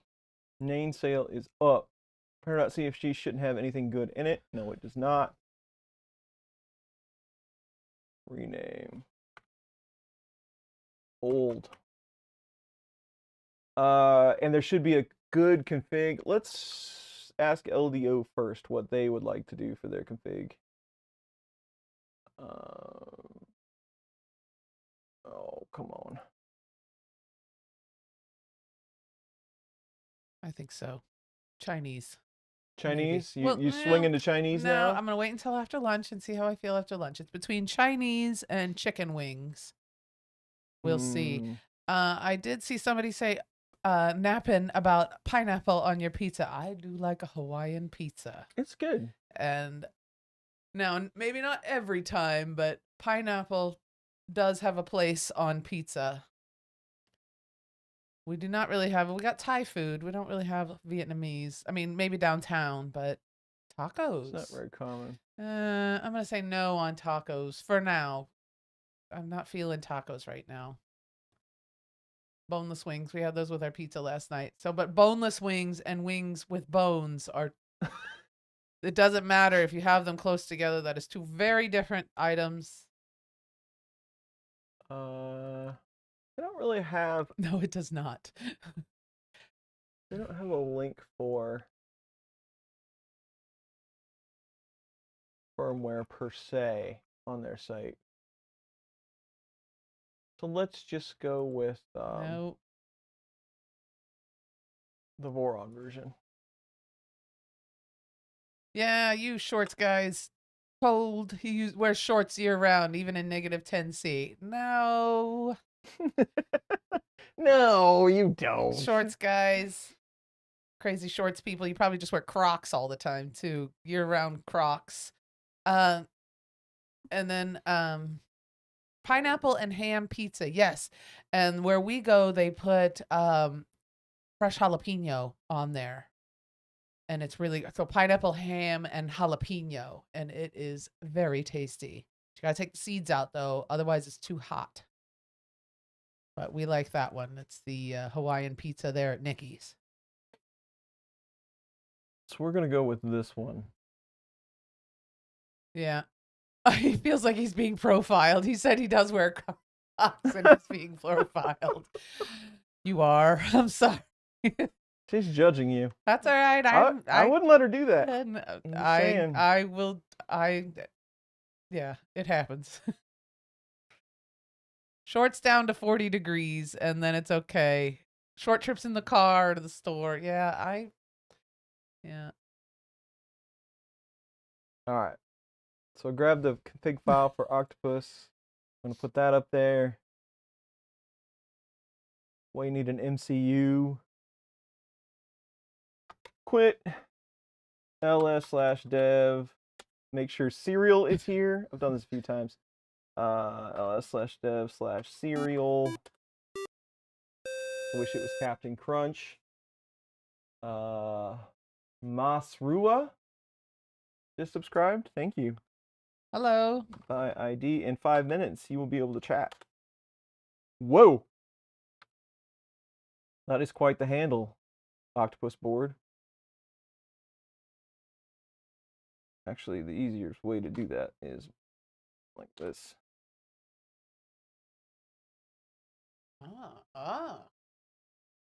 Missouri.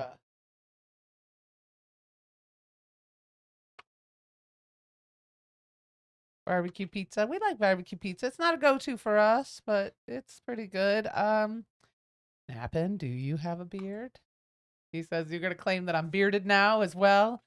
I was gonna say Nappin's like 12. Is he just is he a young person? I don't know. I think when I met Nappin, he was probably like 17. He's probably, that was many, many years ago, but I always remember him being a young man. That's all I can. So maybe a beard. Something patchy. No, I don't know. I don't know. I'm just being. That's not right. I don't know. Napping can be a handful, so just give him all kinds of shade. He'll be fine. Yeah.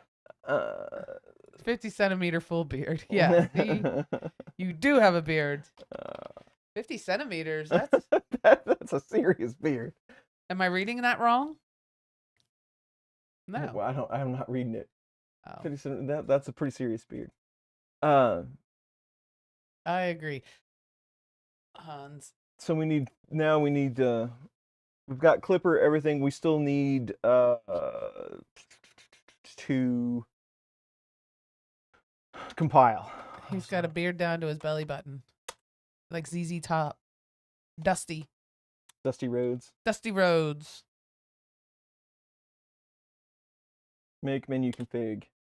And if whoever created this file was a friend of yours, he put all that good stuff in here for you. And they did. Yay. So this is an F446, and it's got a 32K bootloader. Where did my screen go? Nappin's got bragging rights. Basement bragging rights. Hello. All right. Oh, cereal. Yes. Hack the planet. Yep. 32K, and I believe that said it was a 12 megahertz crystal. 14 freedom units long, Carl. Don't start that. Okay. Be careful. I'll be a shill and a traitor. That's 446, 32K. Extra low level options, 12 megahertz for reference. I think that's all we need. What do they say about 250s? Things to change, check. Yep, thermistor types.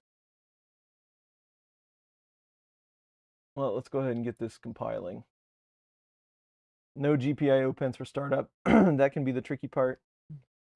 Save config, yes. And then do a make. Actually, you should probably always do a make clean. I know this is a fresh install, but do a make clean first. And then make it. And we'll get the file. You Americans use everything except the metric system for measurements. Pretty much, yeah. Yeah. Metric FT. What's FTW? For the win. For the win. Metric for the win.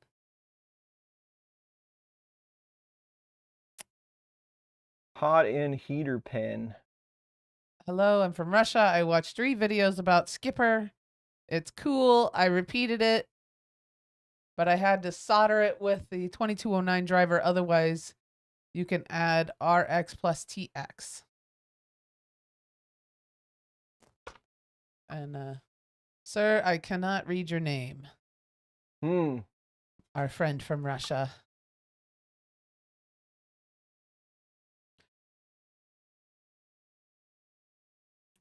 England still uses miles per hour and stones for body weight. Yeah, I think I knew that. Miles per hour. Do they really? I believe so, yes. And I think Ireland does too. I could be wrong though, so. Full disclosure, I honestly don't know. These are TR 8x8s, right? They gotta be.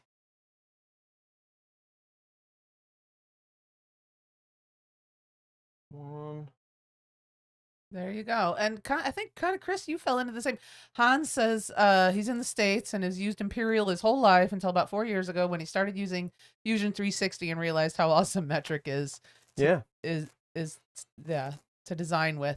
And you that sort of happened to you too, didn't it? Basically, you just started working with 3D printers and now metric.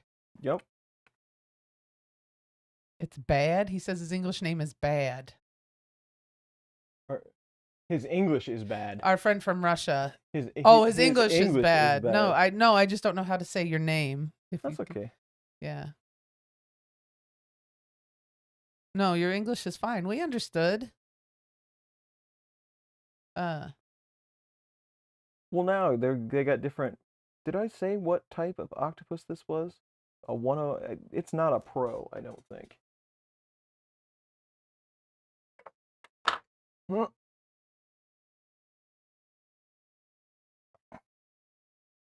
It is. No, there's a stretch of highway in Arizona that's in metric. Only metric highway in the U.S. Why is that, Andrew? Do you know? And where is this highway? Those Arizonians. Oh.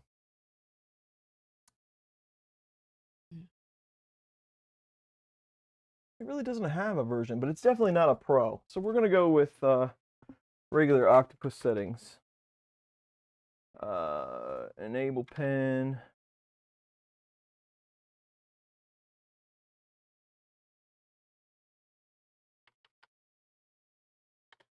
And I'm pretty sure those are all 2-start screws.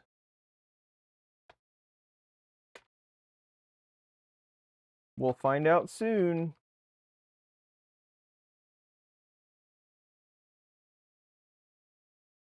I'm going to turn my microphone off real quick. All right. While I do this riveting configuration for everyone. I might have people screaming at me in the chat, don't do that! 446 is normal Octopus. Thank you, Brian.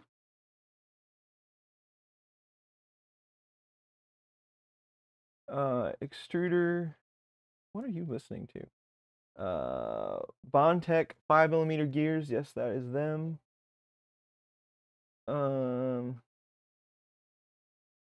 What thermistor types, Hotend pins, lead screw distance, Z and stop switches, enable pen, PID tune, probe pen, fine tune E steps.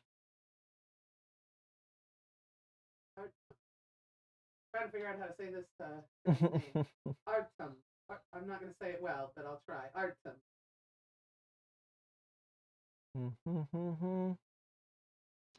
Oh, okay. PA0. Oh, no, that's for Pro. PA2. And I could just pull up the pin out, but what fun would that be? Sensor type.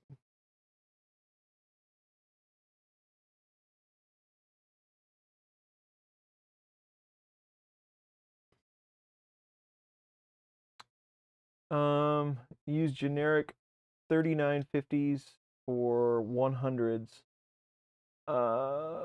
This is an E3D, I'm guessing. I-19 out of Tucson to Nogales. That's the metric highway.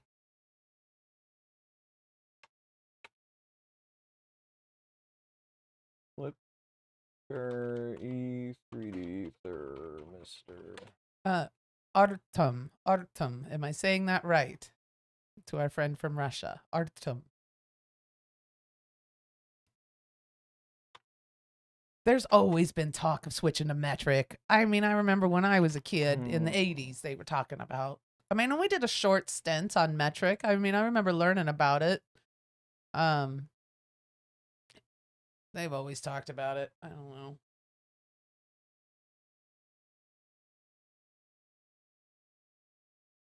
I don't know if they use a different style for Revos or not.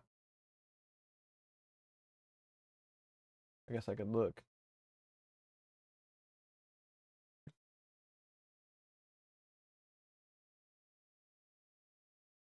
This guy on Reddit seems to know what he's talking about. What's he saying? Correct type is that. We lost a Mars lander over the Imperial / metric split. Why am I not surprised? Well, isn't that why What's It blew up?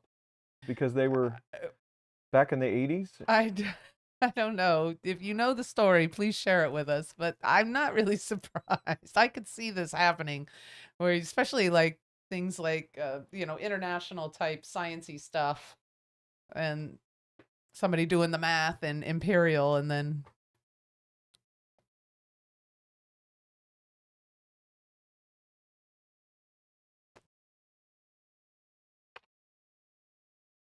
it's a major trade corridor for fresh vegetables in winter months. There you go. Nice. Good to know. This I-19. We're bouncing between the highway and metric, and I was gonna say you all got so much going on over there. chatting. We're chatting it up. Yeah.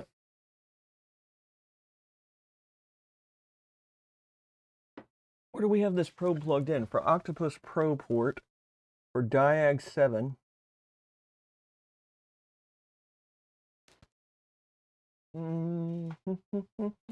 me look where we have it plugged in at. I think we did probe pins. Pretty sure. X stop. Z stop. In September of 1999, after almost 10 months of travel to Mars, the Mars Climate Orbiter burned and broke into pieces.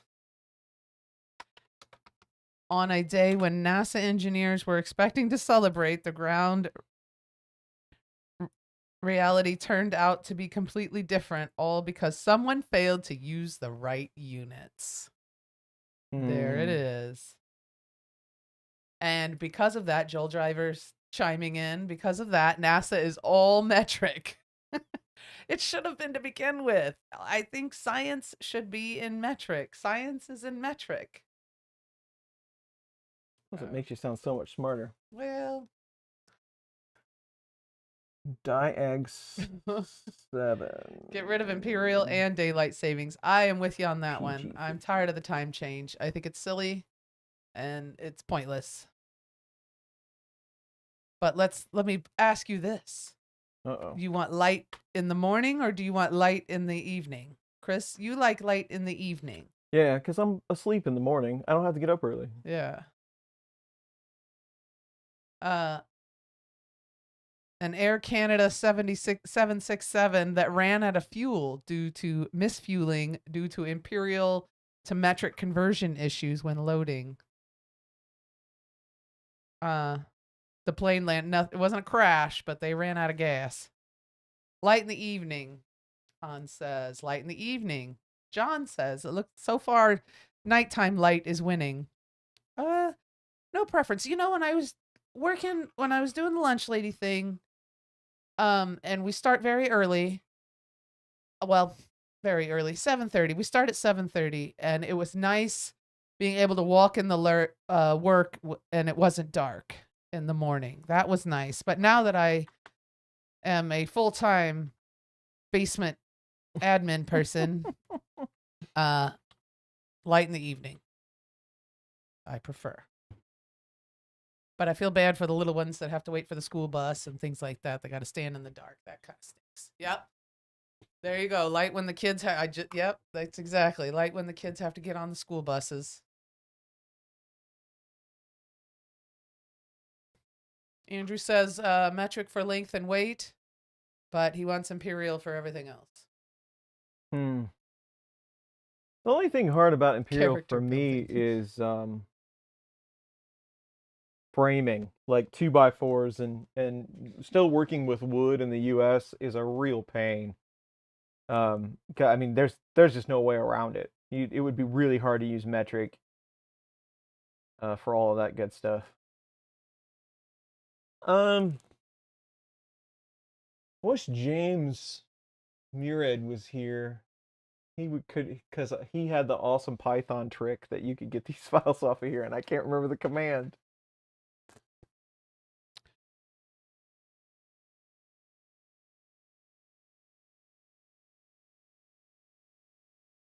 I'd have to go refer back to my video.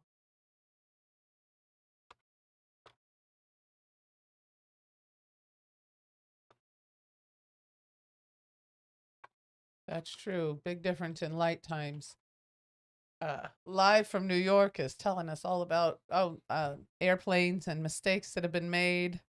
That is interesting. Crash. A Korean plane crashed after takeoff from Shanghai on its way to Seoul, and they were instructed to ascend to 1,500 meters. And during the ascent, the crew believed it had misinterpreted the request, believing it 1,500 feet. And that's not true. I mean, it was made because aviation altitudes are provided in feet throughout most of the world. It's good to know. Yes, and east to west, Andrew, as far as the rising sun and setting sun, east to west, or west to east. Yeah, no time change in Arizona. Thank you, Thunder Keys. Forest to the trees moment. You're right. I should have just copied it over there, which we did. Mike says building supplies are still Imperial based here in Canada. You were saying that when we were on her. All right. Aviation distances and nautical miles. So many tidbits. You're learning all kinds of stuff. Mm-hmm. Is this your first Voron? No. No. We built the switch wire. Yeah. It's probably a couple years ago now. And now Mike has it. And now Mike has it. I need an SD card to flash the file over to the octopus board. And I know I have one just sitting around here, but I don't know where it is. So I'll get another one.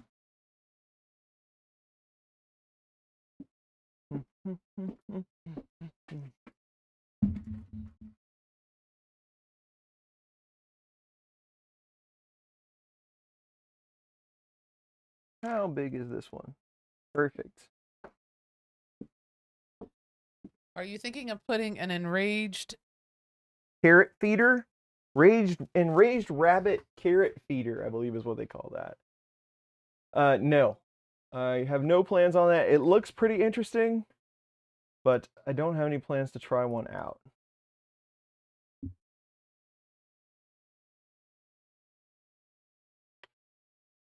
Alright. There's this. Clipper.bin should be firmware.bin. And that should be it. Let's, we're loading this clipper.bin on the octopus board. I'm going to turn it off. Eventually it will power down.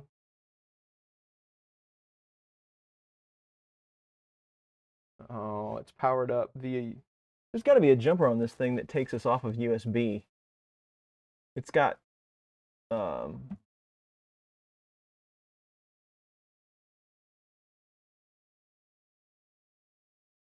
It's powered by USB at the moment.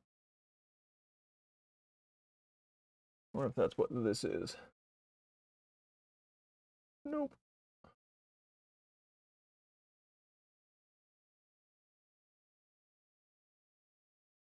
Anyway, let's just unplug it.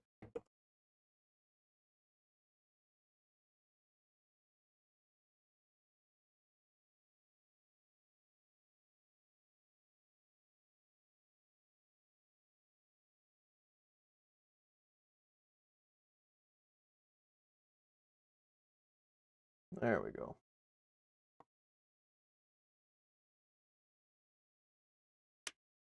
So it should have flashed. We'll see if it comes back up.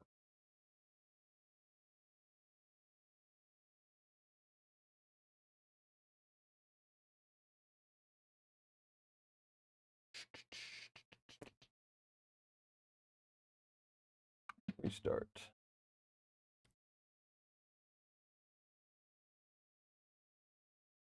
Come on, you can do it.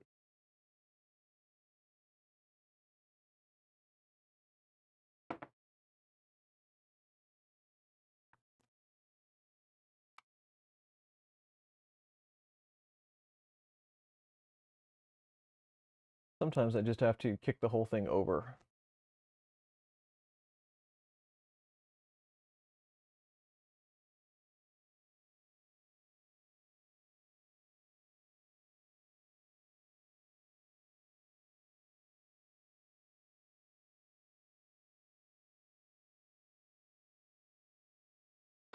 Thrilling, right? Yeah, well, I mean, we're working on it.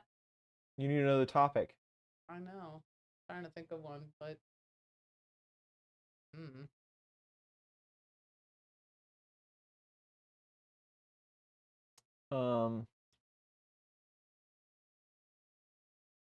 So I'm still thinking about drying filament in a clothes dryer. I'm always thinking about something else at the moment when I'm supposed to be working on something else. Do you think that if you put the filament in the clothes dryer, that you could monitor the humidity out the dryer vent to see it dip down? Like, would it take away the humidity from the filament and actually kick it out the vent where you could monitor the percentage of humidity? I don't see why not. Maybe. I think if you got it in there good, like got the talking about outside, right? Yeah. Yeah, and especially this time of year when it's dry outside, you don't have the. I mean, if the humidity's low outside, so it would interfere with your humidity. I don't know though. With filament though, wouldn't it be very Be very small minuscule. amount? Yep. So maybe closer to the dryer would be better. Yeah, well, that's the our dryer isn't that fancy. No, we So- don't have a steam cycle. Yeah, so it doesn't have any of that good stuff. It's a heat pump dryer. No, it's not a heat pump dryer. Is there a way that you? I'm very Well, curious about I this mean, whole can thing. you set up your Oh, I'm gonna thermometer monitor it. inside the dryer? Well, yeah, you could. Yeah, I mean, because I it's mean, would because that? it's gonna be on that shoe rack thing, so Yeah. we'll definitely be able to monitor it. Yeah. So But I'm gonna set a gauge like right underneath the vent to see if you can actually see it. I would stick it in there if you can. Well, but I mean, I want to see if it's actually kicking, like if the humidity going out the vent is actually being lowered by the dryer being on. I don't know. We'll see. Yeah. That sounds interesting. People are really gonna hate that. It's gonna trigger people if they see that video and I'm drying filament in the dryer. We need a really good thumbnail for that. I think it might get too hot in the dryer. Maybe the lowest heat setting, it'd be okay. Yeah, no, and that's another thing. Over time, you couldn't run the dryer that long. Because like drying some filaments, it'd be like 4 hours. Right. You wouldn't be able to run the dryer that long. It's an electric dryer, Andrew. Well, so it doesn't like the firmware. Let's see if it even flashed it.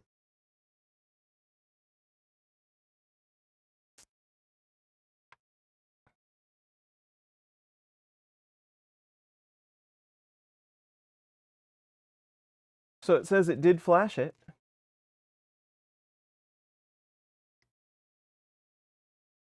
So let's power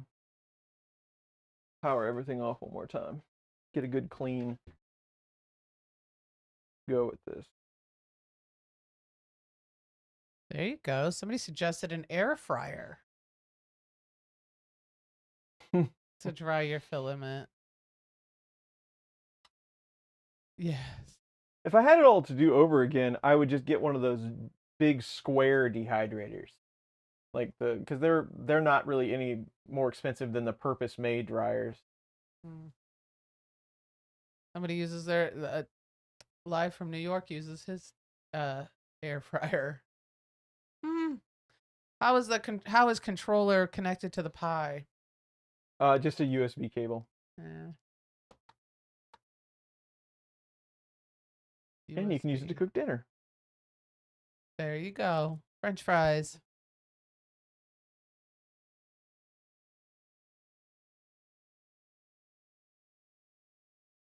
What's our electricity price per kilowatt hour here? I don't even know. It's pretty cheap. It's about as cheap as you can get. Yeah, in the middle of the country, it's cheap. We're 70% coal.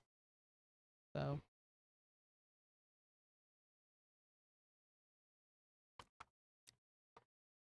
use the build surface and a cardboard box. There you go. He was saying Adam Savage. There you go. Tim says Adam Savage made a big dehumidifier cabinet and it was cheap. Nice. Find that episode. Oh, it's because this used to have Marlin on it. And when we flashed a clipper, now the serial name is different. But that's an easy fix, so check that, folks. I was wondering why it was so long. Big food dehydrator. I think you had one of those. That's what I was talking about. You can get those on Amazon real cheap. Yeah. Hans is 8 cents per kilowatt hour. I think ours is like 4. Is it? Yeah. I don't like to bother Yay! myself with things like bills and money. Oh yes. My beautiful bride doesn't worry about things like money. Blissfully ignorant. That's why I have ulcers. Okay. So New York City, it's 15 15.65 cents, 15 cents, 0.6, 15 cents, I'm assuming, per kilowatt hour, and that is a lot. Still $300 air conditioner bills in the summer. Yeah.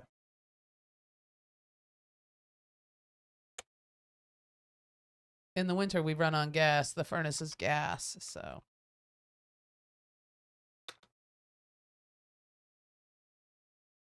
That is a lot of money. Live from New York. That's the right syntax for that, isn't it? What? Oh.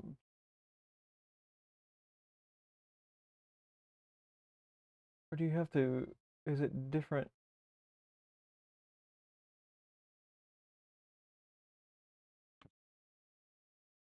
What's it say?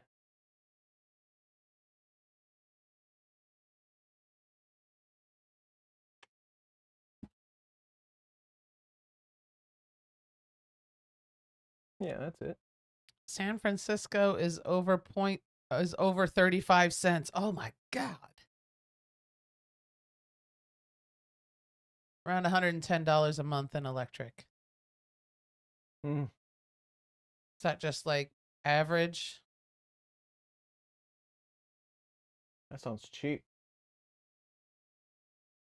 Primetime evening rates are over 40 cents. And I don't know how anybody can live out there. All right. So we're ready for first movements. Let's see how we do. Should we go to? Yeah, move me over or go full screen. Let's go to this here. There we go. Okay, this is always the nerve-wracking part. So let's see what X does. I can tell you Z, they're already going in the wrong direction.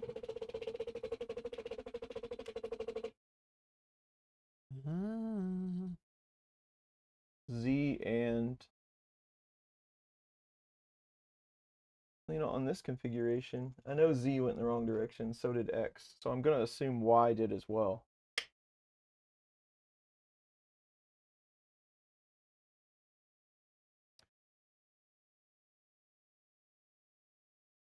Oh, hello, Jeremy. Hey, stranger. How you doing? How you Jeremy feeling? Lucas, what is up? Hey. Are you feeling all right? We missed you at East Coast Printopia. A one bedroom. So $110 a month for a one bedroom is a lot. And yeah, and then Trucker is saying in Phoenix it's $450. Yeah, that sounds about right. It's right around peak hot summer, cool in the house, around $300 a month. I think we got a couple, maybe 2 months of $300 and up electric bills, right? 2 or 3 months, yeah, it'll be pretty high. It's good for June, July, and August, and then then it starts to go down in September.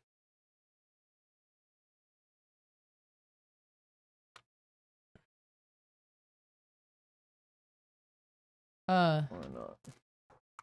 Ontario 8.7 cents in Canadian cents. 12.2 cents weekdays and 28.6 cents in the evening. Ouch. Wow. But that's Canadian dollars more. Right? Yes. I believe that's correct. Yeah. Yes. Red Light Mike. Hey, Mike, how you doing? It's a winter heat bill in Norway. Either that just moves really slow, or I have the rotation distance off. He's doing okay, taking it easy. I'm glad you're all right.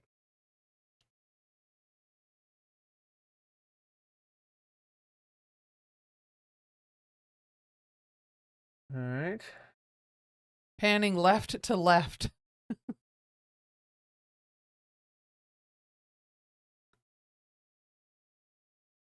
Are these 0.9 degree steppers? I bet you they are.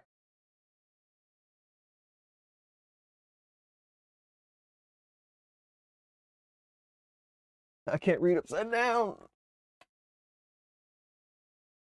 Yes, they are.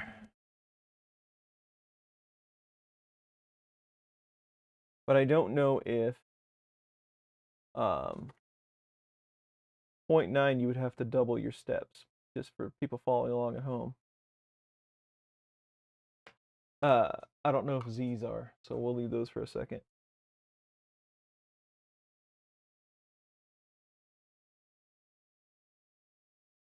Yes, in the States, we're right in the middle. We're in Missouri. Yeah, right in the middle of the state. Or in the country. Kansas City area. All right, X is homed. Y is homed. Now, how does the Z actually work on this thing? So it's got a deal here, but does with this configuration, does like the tool head actually go and touch it? Is that how that works?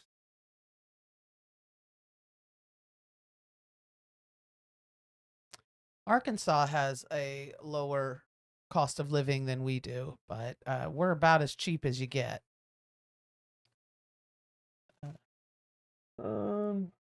Just so you know.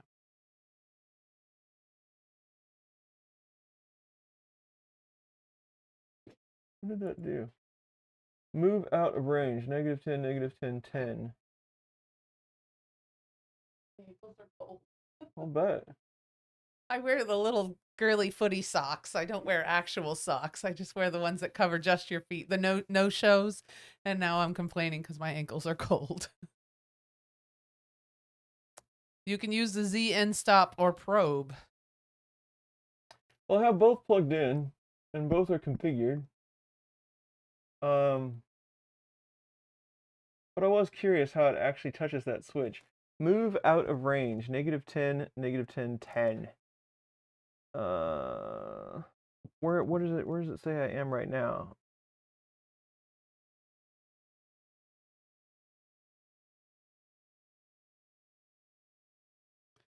Change the coordinates.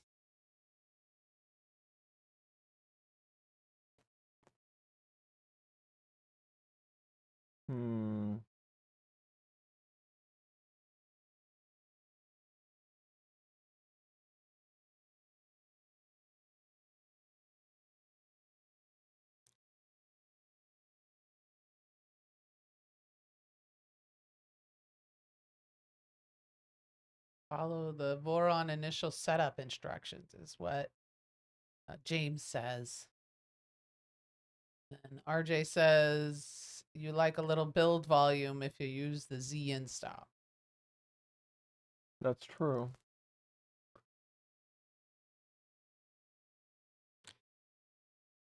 The Ozarks is a lot of fun. If you go, we got that. That's pretty great. What's he saying?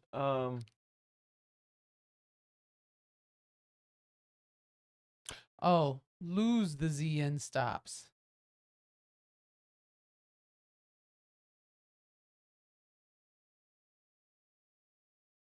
Follow the Voron initial setup instructions. But I don't know what coordinates it's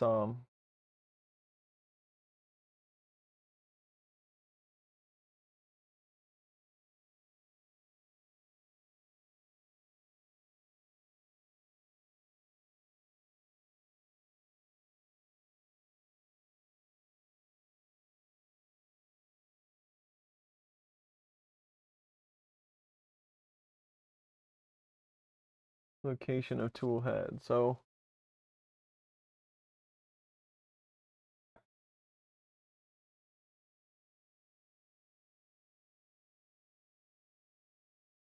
okay, so they have a sequence that they would like you to do to get positions. And they put that in there so that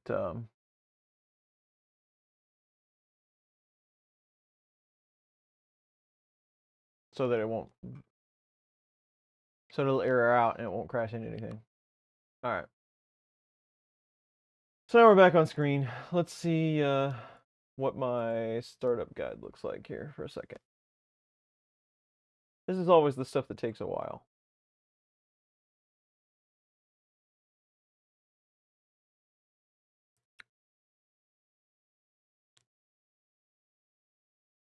Where? This is the official manual. Where? And I've got that up somewhere.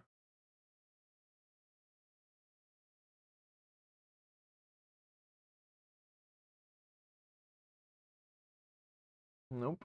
There we go.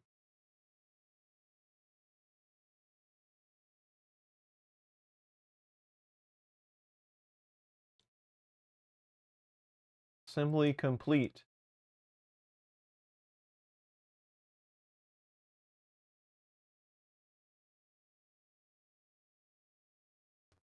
Time is it?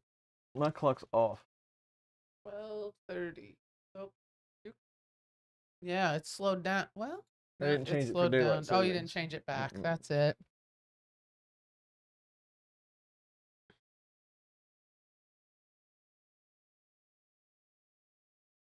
Firmware flashing.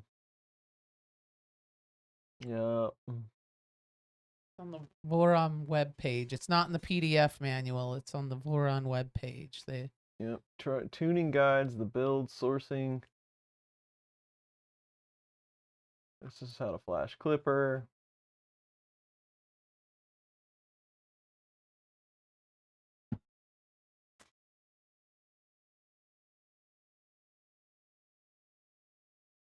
The build. Initial startup. How about that?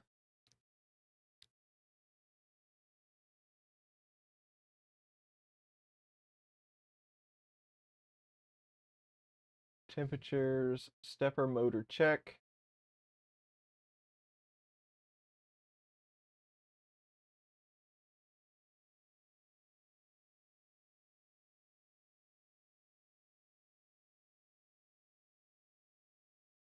Okay.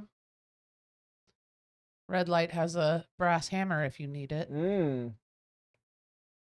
That's it. RJ says. You said something. Okay. I'm on the right page now.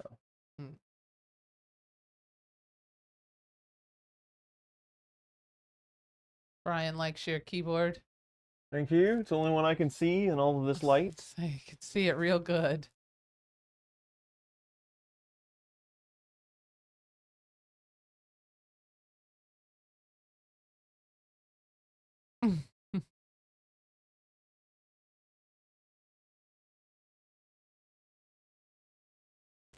Okay.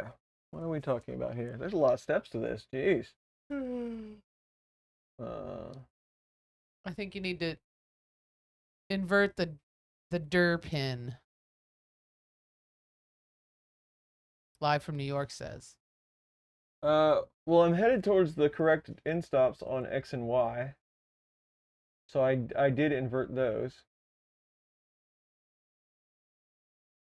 Rushmere says Z in stop pin location V1 Trident V2 Legacy.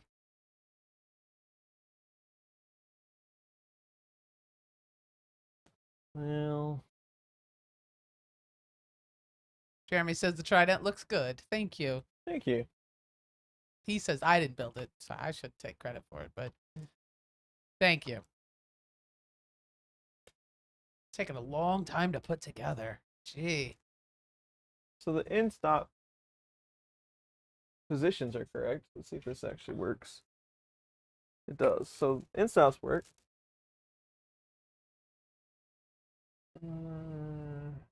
Homing check. At this point, everything's ready to home X and Y.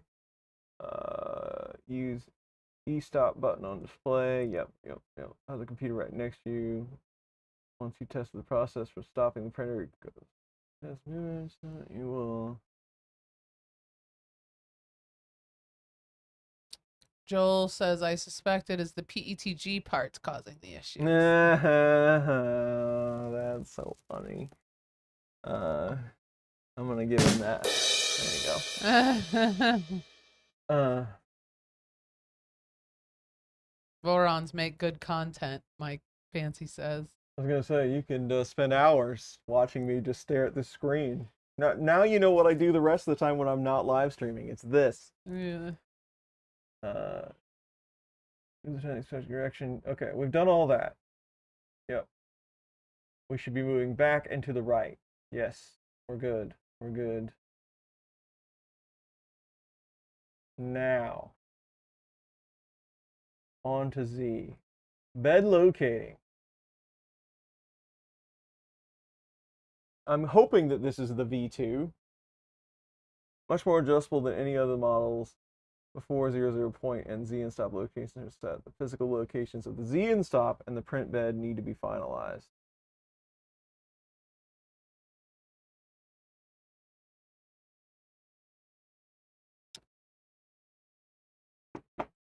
RJ says no. Trident, Oh, not V2. it's not V2. Oh, thank you. Thank you. Bed locating, because there is a section for Trident. Aha! Before 00 point. And Well, Z and good stop thing one of locations. us is paying attention. No kidding. I'd be just reading stuff like a sucker. Don't waste your time with Reading. that. The physical locations of Z endpoints and print bed need to be finalized. Trident. The Z and stop should be located as close to max.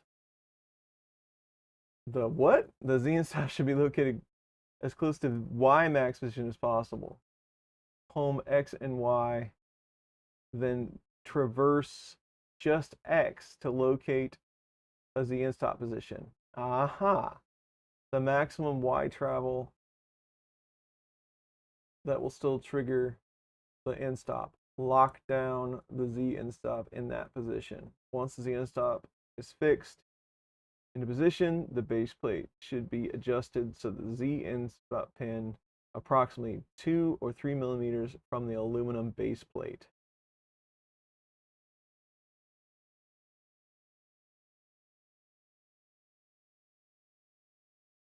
Okay. So,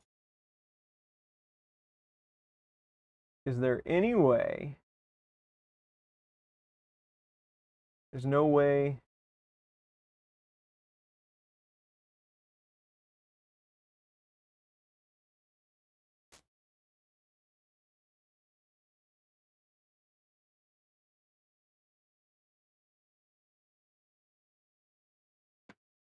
Three plate motors? Yeah, sure. All the way to the back. Yep.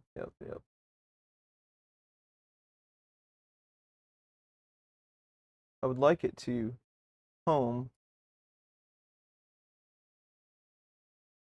but you can't because of that tool head's out of range. That sucks. What's the equivalent to no end stops in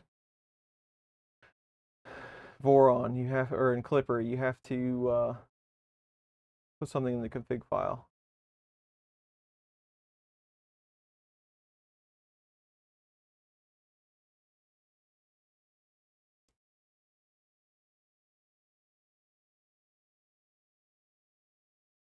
I think we're gonna have to end up.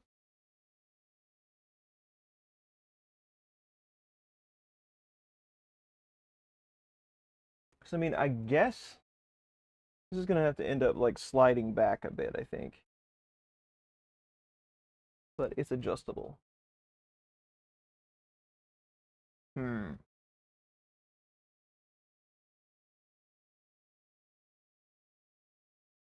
That's not what I wanted to do.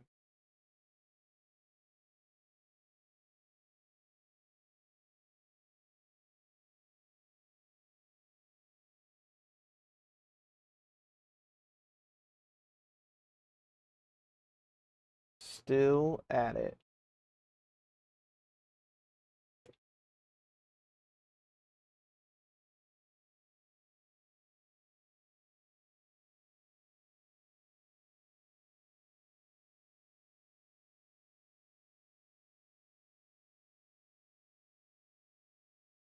Well, I'd like to set the, I mean, I'm not against homing with the probe, but I would like to give some indication of how this is done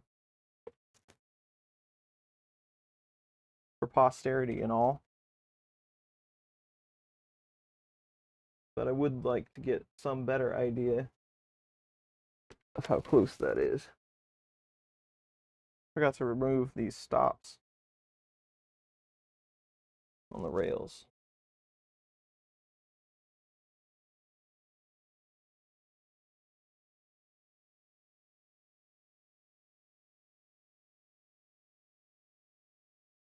just going to get it kind of close. Okay.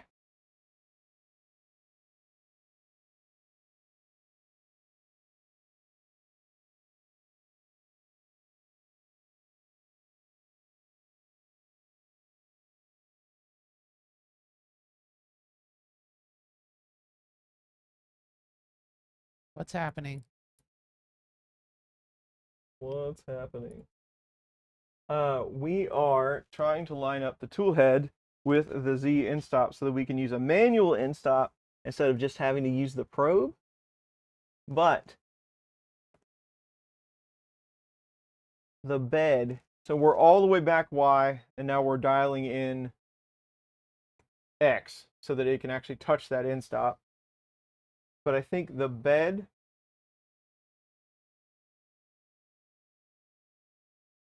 because you can adjust this, let's pull this tape off.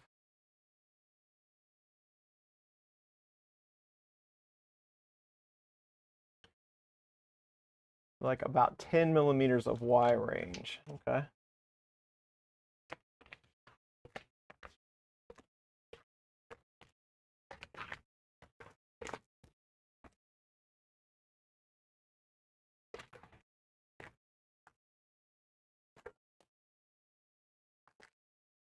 Are these even slightly adjustable? I don't think so.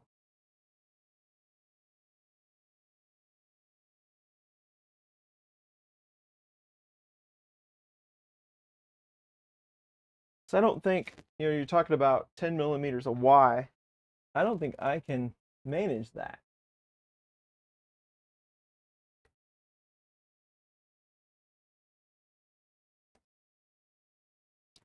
But I can move the end stop a bit. Can you show the angle of where the end stop would be? Can't see it. Yes. With my 300 kit, I had the Z end stop at like Y equals 306. That somebody says. Okay. Thunder Keys says.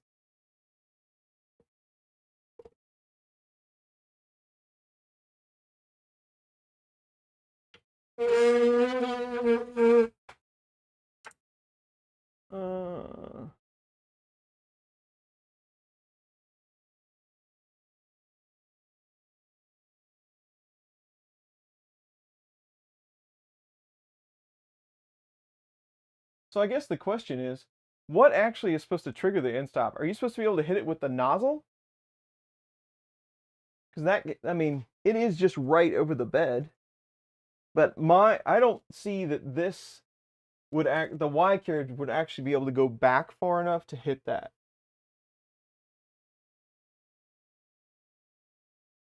Discuss amongst yourselves the nozzle. See, I'd almost be scared to try to actually give it a go. I think it would at this point.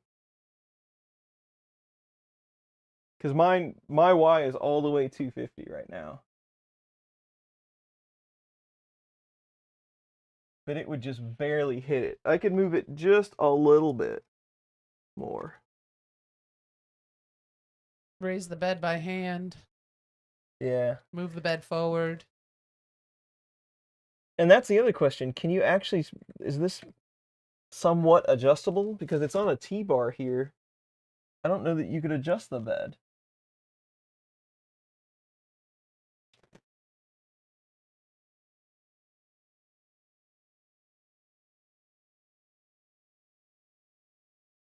I think I could hit that.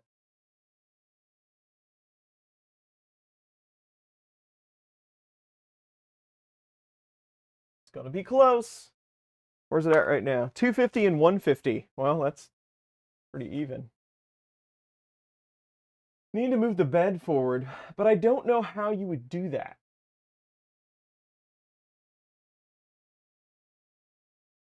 Maybe not on Trident. V2, you move the bed. All right. It doesn't have to be bed center. It just has to trigger the switch. Right. Gotcha.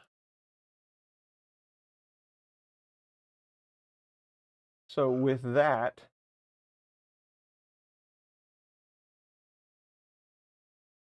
Z-Safe Home X.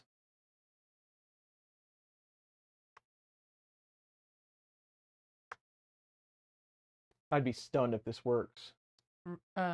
James says you need to then update the homing routing in the printer configuration file under homing _ override Absolutely. or safe Z home with those values All right. You with the coordinates. everybody want to hold their breath for this one? Ready? We're either gonna get this right or we're gonna bend a nozzle.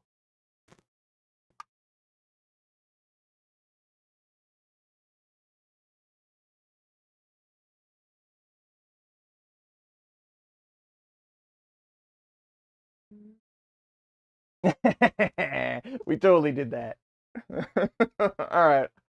Okay, we did it. That's kind of clever. I like it. Good enough. All right. What's next? Success. Brilliant. Yeah.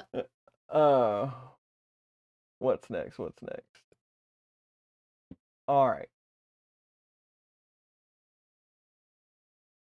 First try. Everybody's very pleased. Yay. Let's give ourselves a little clapping for that one, shall we? Yay.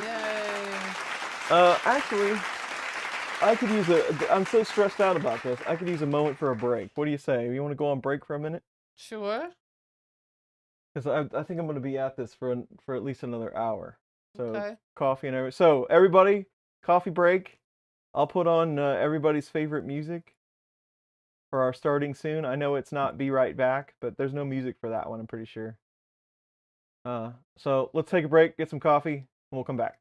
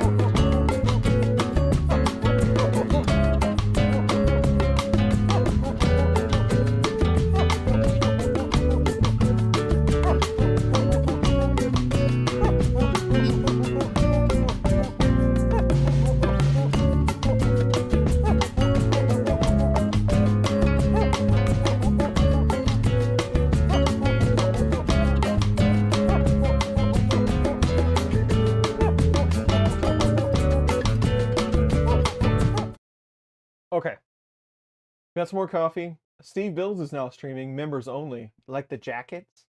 Remember those?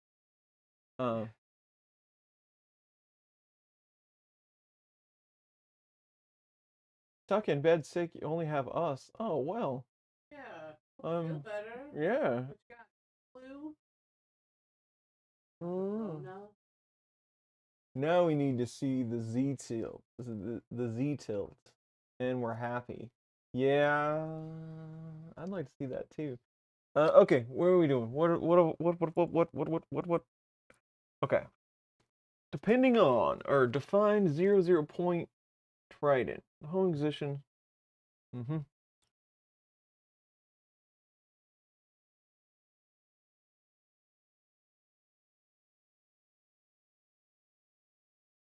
Yep. What will the test print be, honey? I'll let your imaginations run wild.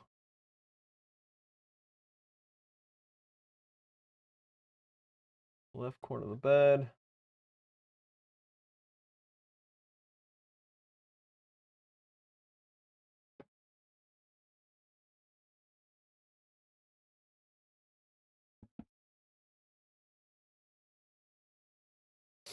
Once the nozzle is close to the front left corner of the bed, still on the bed. Gotta do the bed magnet before you can print. Yes, I need to do that. Probably a benchy. Yeah. James. No. I wouldn't do that to you all. Yes, he would.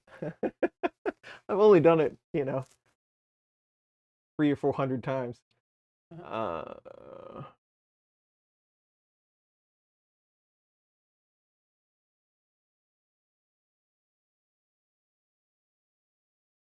Move the nozzle to the front left corner of the bed. Okay, let's just do what it says, I guess.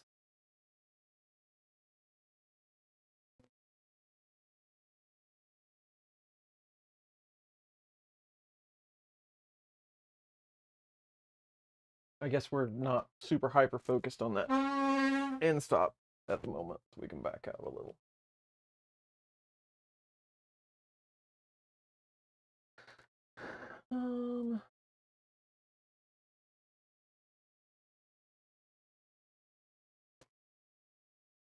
That's fun. I'll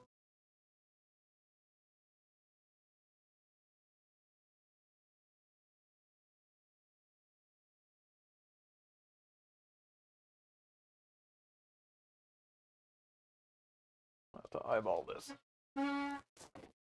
Please get an idea of where we're at. Andy's here. Hey, Andy. He never got any notifications. Darn it. Good old YouTube. They really know how to help a content creator out. How's your puppy doing, Andy? Still cute? No, he just stopped being cute Yeah, that never happens. as soon as he eats his first shoe. A little terrorist.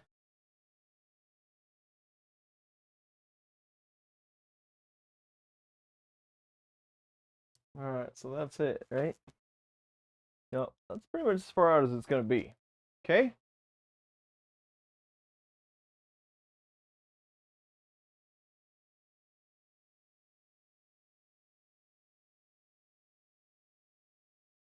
Within 3 to 5 millimeters.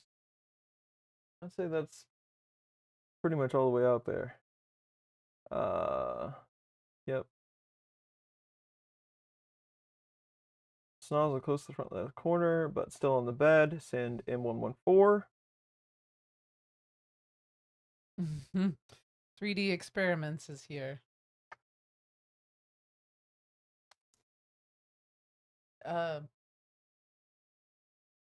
Sergio didn't get a notification either. What was going on?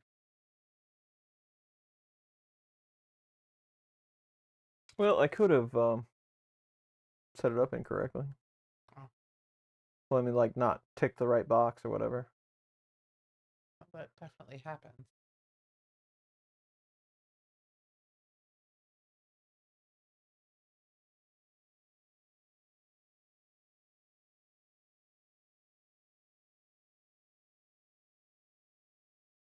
Okay, so we're at 3, 0, and 10.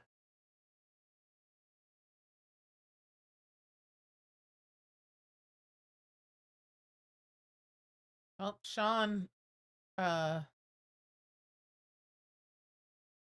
one. John got one. So, I don't know. Some getting it, some not. Unreliable. Absolutely. He's doing good. The puppy's doing good. He's very smart. He's very intelligent and picks up on things quickly.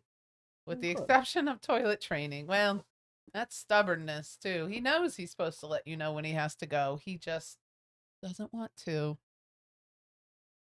X and Y offsets are less than 1 millimeter, and 0, 0 is over the bed. Nothing needs to be changed.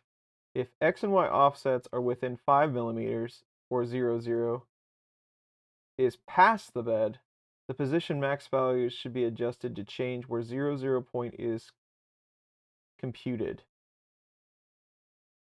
If X and Y offsets are within 5 millimeters or 0, 0, or 0, 0 is past the bed,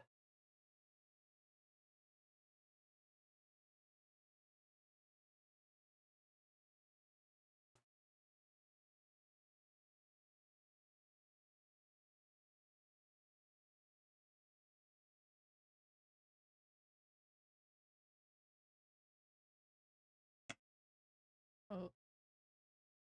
Feels like a math test. Joel said. It kind of is. It's like, yeah, it's one of those, if the train leaving the station, if 0, 0 is over the bed, the distance from the home point to the front left position max must be increased. If 0, 0 is past the bed, the distance must be decreased. The amount is determined by the output of 4 update position max X, position in stop for both X and Y. So for X new equals current minus, so really I only have like, so X3, so 247 for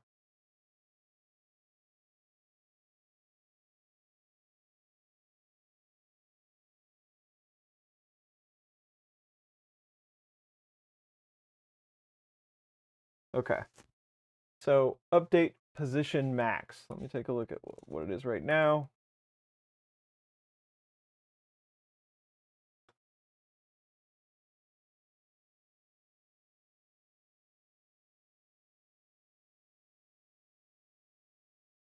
Andy, what's your puppy's name again?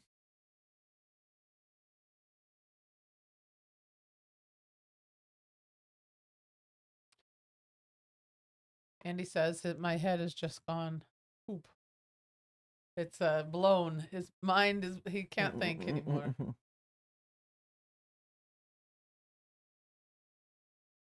Hey, John. John Strand is here. All right. I think we got it. Oh.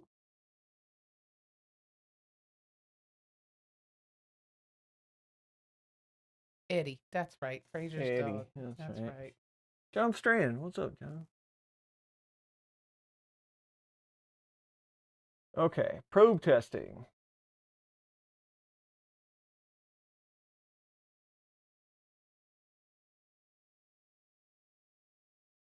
So let's what did I say? Position in section must be between position min and position max.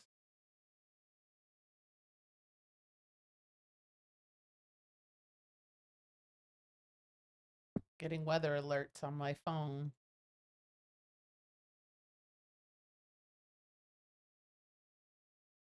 For snow? Yes. Or on my, on my laptop. Sorry, I said phone, but John is just chillaxing after the holidays.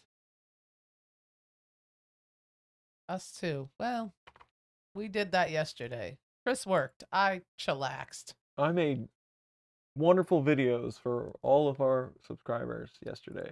I did nothing. I loaded and unloaded the dishwasher again. 80 times. Yeah. Now we're gonna home and see where this thing ends up. So since we adjusted Max's max position, it might not be where we think it is to hit that and stop. Mariah Carey just started singing. Yeah, and she's doing a tour, a Christmas tour. Wow. Own it, Mariah. Own the Christmas. She does anyway, so you might as well go on tour and make some money. But I think it was here last night. And we missed it? Mariah Carey, yeah. What? I did not get us tickets. I'm sorry. Oh, we didn't get... How could you? We didn't know. get to go see Mariah? That's because I don't love you. Uh-huh. It was probably really affordable, too. Oh, I'm sure. I didn't even look. No, there's no way. She's expensive. You can just tell. You actually can. You just Mariah's by a looking at classy her. gal. Mariah's expensive. All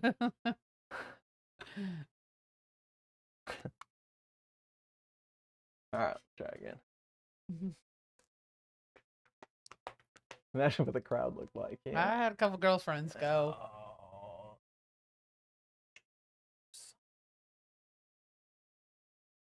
You knew people that went? Well, I just saw on Facebook that No. Jamie Stoneburner and You don't have to say their last names. oh, whoops, Jamie went, and her friend. All the names have been changed to protect the innocent. Sorry.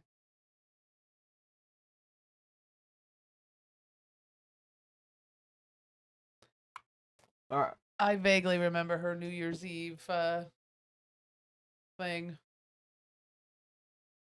Oh, that's right. That was the one. That was like, yeah, she had some technical issues too.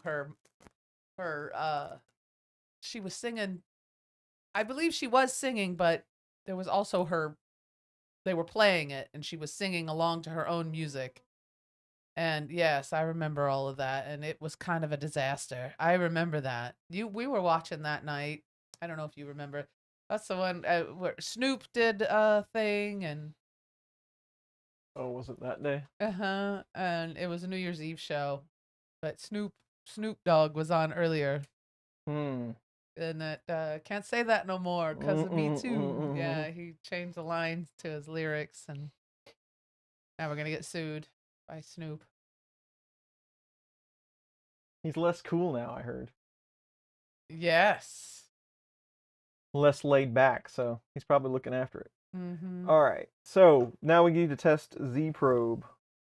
So we're going to query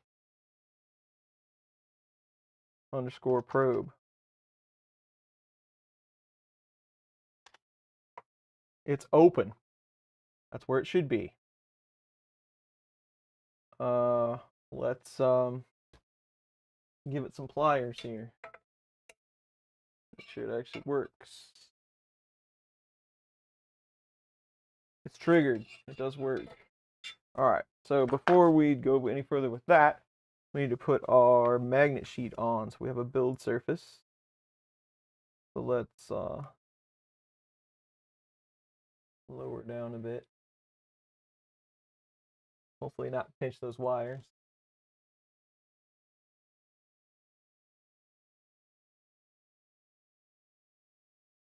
Read that. It's a bunker.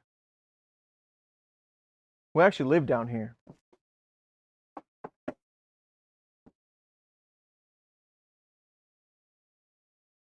I guess if I was good.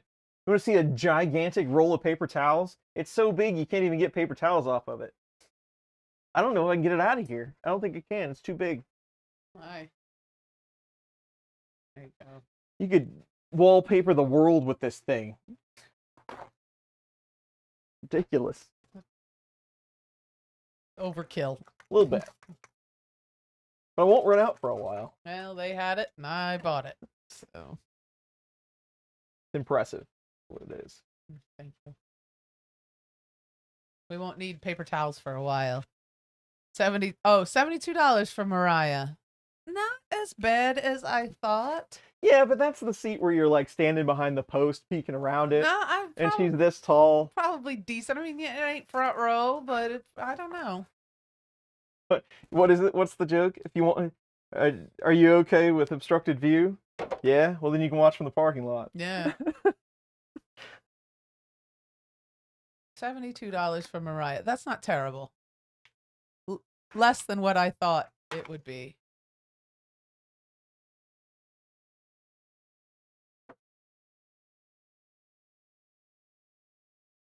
And they go as high as 446. Yeah. Yeah, that sounds about right. So $72 for nosebleed. And then 446 if you want her to. You want her to have appetizers with you? Yes, if you want to be able to smell her perfume. Mm, See up her nose. classy. Uh-huh. Jeremy, they're bounty. I got him in Hy-Vee. He wants to roll of paper towels like that. They're big. Jeremy, man, I hope I didn't get to say this before because I was reading something. I can't read and do anything else at the same time, but hope everything's going well. I got all kinds of cool stuff that you need at your house here at my house. So whenever you're feeling up to it, let me know, because there's all kinds of stuff that I can give to you because we don't have to worry about shipping. Hello, Marcelo from Brazil. Ooh, double-sided. You get PEI on one side and then powder coated on the other. I like it.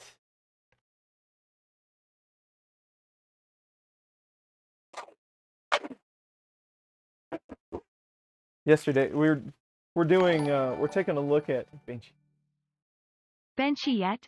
Rolling on the floor, laughing, rolling on the floor, laughing, rolling on the floor, laughing, rolling on the floor, laughing.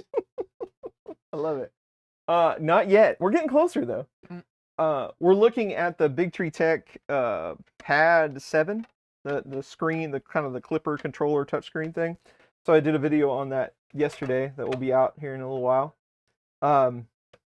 But you know, it's a 7-inch screen and all that. And I made sure just for you that I got a really long, slow footage of the tape being peeled off the screen. Good. So we like it. We expect a very jazzy montage. That's true. We'll do it. We'll slow it down for them. Slow it down. So satisfying. Get the music out. Yeah. But it's a 7-inch, so there was lots to do. Yeah. John Strand says $3,000 for third row to Mariah Carey. Woo! That sounds about right. Thunder Keys says, good thing you're realizing the plastic peels on there. I did not and printed on the textured side for hundreds of hours. How many enders could you get for $3,000? $29.49. A few. Yeah. If you got them on sale, $290. Probe accuracy. Okay, so we put the bed on. We are triggering. So let's bring the bed back up.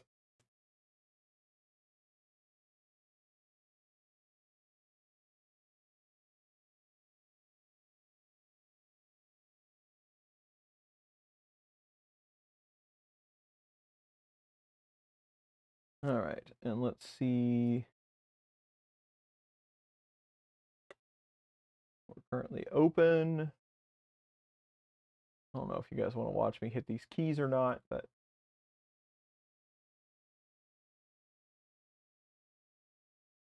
we're almost at the nozzle. Let's query that. It is triggered, so it's working, and it's pretty. There's quite the offset, so we're good. I probably didn't think. I was too busy reading or hearing it read the roll on the floor laughing faces. But thank you very much for the 5. Thank you, Andrew. All right, so probe works.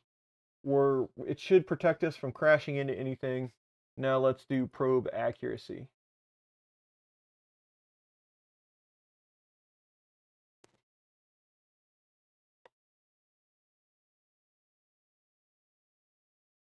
Probe triggered prior to movement.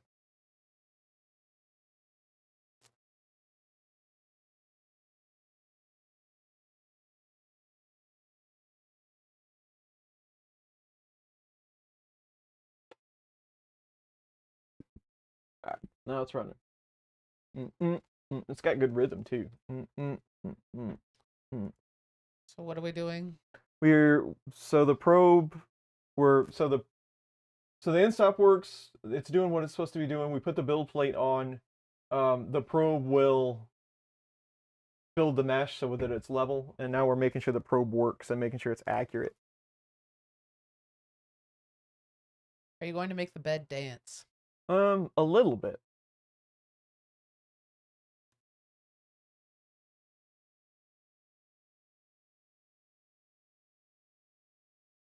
So deviation is 16/1000ths. So what would that be? 1.6 micron?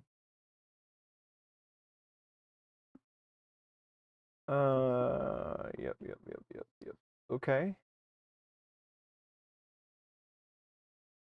Jeremy says he's feeling better and hopefully he'll be able to travel soon. Good.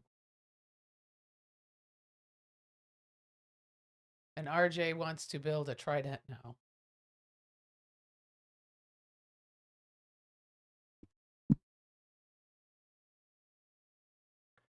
I don't really care about PID tune at the moment. But what about offset? Is there an offset? Yeah, it's processed. Yeah, and don't rush it, Jeremy. Take care. Says recovery is slow going. It never moves as fast as you want it to, that's for sure. Yeah. After the process has been completed, rehome. Okay, there's the Z offset. Okay, so now we're going to do tilt. And run the tilt command. I don't even know what scene I'm on. I got the chopped up one.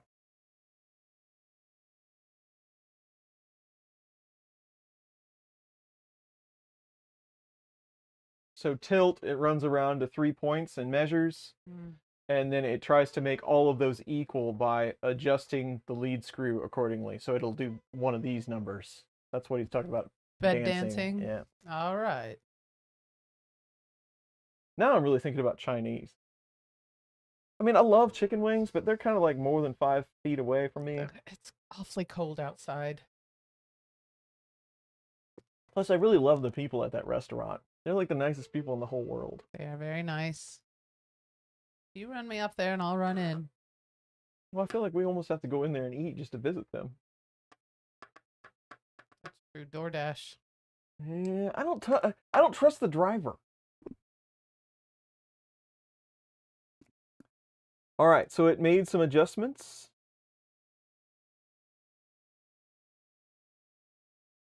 Hot and sour soup.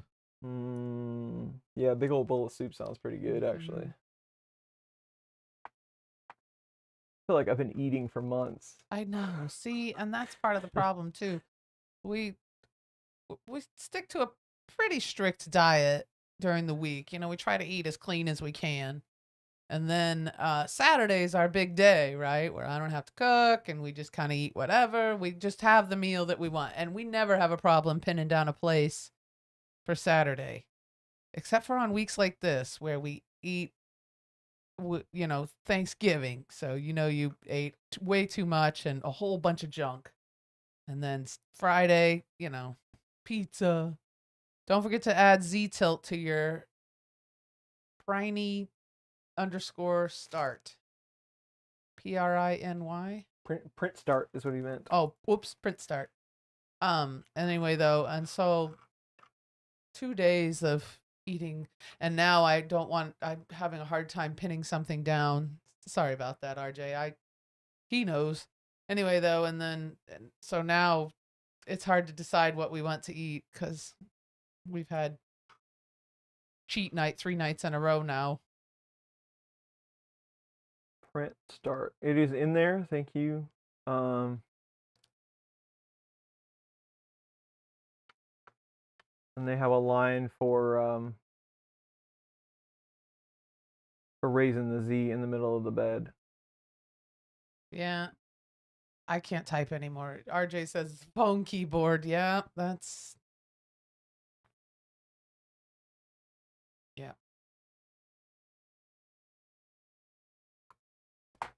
All right, so I need to run a save config just to make sure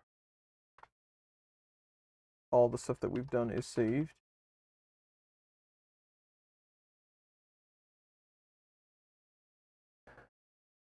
That actually work.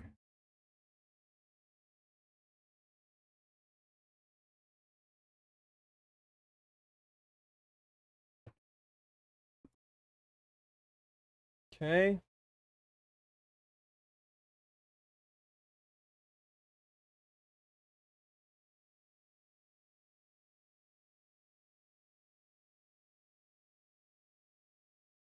They want you to let everything heat up for 15 minutes. I don't think 15 minutes is in the cards for me. 245. And then let's make sure it will heat.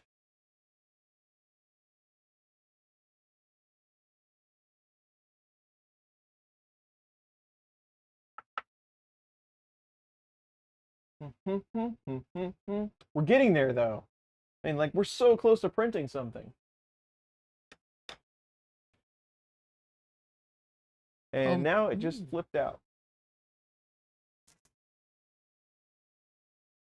Homemade turkey noodle soup. Now, I've had that. Or turkey pot pies. How does the Voron level on the bed? Does the nozzle bump it, or is there a pinda sensor? There is a probe, like right behind it. It's one of those square type probes, but it's an inductive probe that does it. And then need to set Z offset. Yeah, and that's what I'm working on now. They want you to heat up, and the heater just threw an error. We don't really, Jeremy, I kind of cook to what I don't over. We just did a turkey breast. There was only 4 of us. We just did a turkey breast and then enough for lunch the next day. I keep it pretty tight as far as like not having a lot of leftovers. So there'll be no, and I'm too lazy to boil the bones and do all that good stuff like I should be doing, So there's probably quite a bit of waste. Amaron inductive sensor. Is that your? Yeah, that sounds right. Is that, yeah. Do you fry your turkey, Jeremy? LDO also includes mechanical parts. To do clicky. Clicky probe. Is that the one that slides? Is that the Euclid? Kind of like it, yeah. You grab it and do the... Mark says hello. Hi, Mark. Hey, Mark. Chris, did you catch Steve Build's live stream? He used RRF on his Voron. Are you still using RRF? I did not catch his live stream. Oh, the heated bed and the extruder pins look to be flip-flopped. That's why this is doing that. What was the question now? Oh, Steve doing RepRap. I still got quite a few machines that run RepRap, and they do updates to it all the time. I really like it, and we switched to RepRap because of what Clipper offers. Right, you could make alterations to the configuration quickly and all that good stuff. Well, Clipper kind of does the same thing, but RepRap is more self-contained, which I really like. But then if you want to talk about like Duet 3 boards, they require a single board to do something. So to answer your question, I still do really like RepRap. I know it better than I know Clipper, I would say.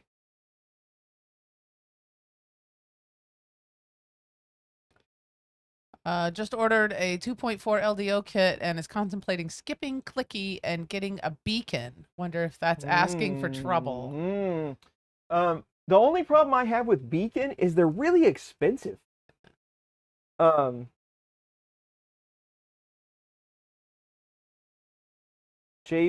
and J45, I think those pins are swapped in the configuration.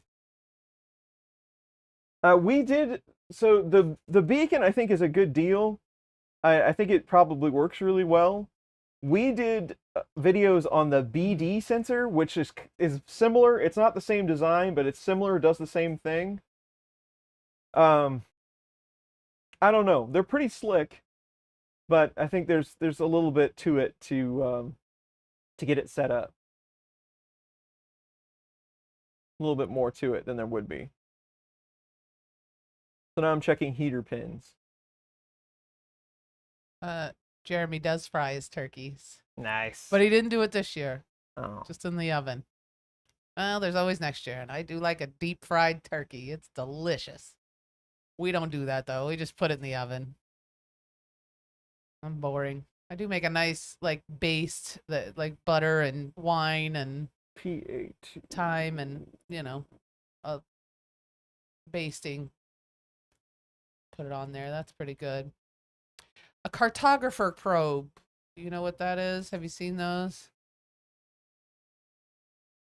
No, I don't know that one. I'd have to look it up. John, you asked me if I cook roast pork or topside.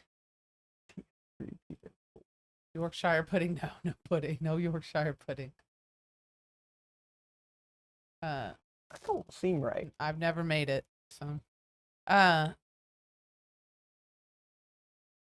2000. Metal bed will likely be the only kind I ever used. I spent $2,000 upgrading an Ender 5 Plus, so poor monetary decisions won't stop me. That's funny. 35 bucks, he was saying, for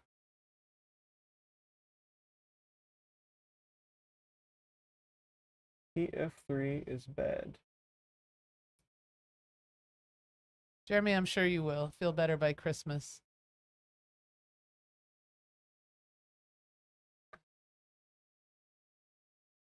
Yeah. Yeah, for cooking something.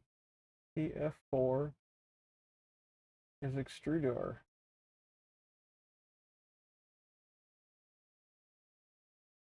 Huh. The pin assignments and everything are right. And the labels on the wires are right. But maybe I didn't get the destination correct? Because they are most definitely flip-flopped.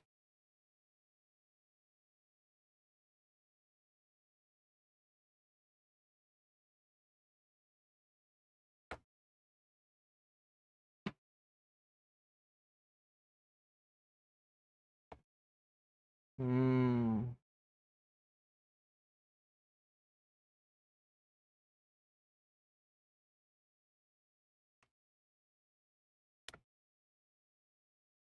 Oh.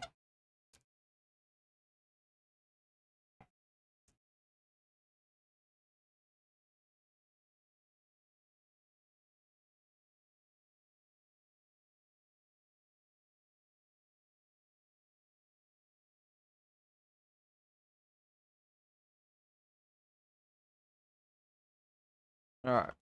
So I just flip-flopped the wires. I'll have to go back and trace the cables later and see where I messed up. Because the labels look right, and now it's processing correctly. But maybe I flipped it on this side. I don't know. That was like 5 streams ago. You notice I haven't done any cable chains or skirts or anything like that.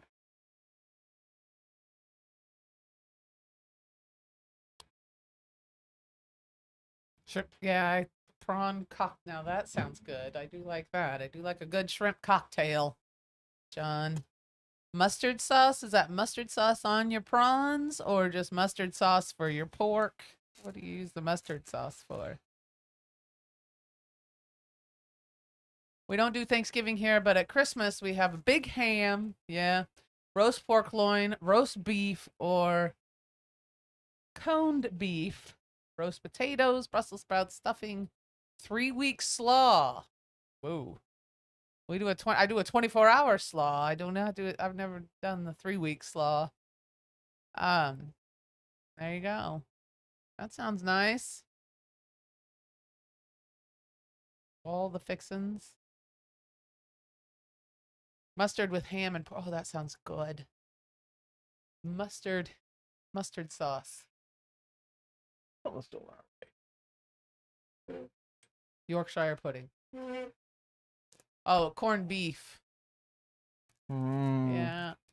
Sometimes at Christmas I've been known to do a standing rib roast, and that usually turns out pretty good.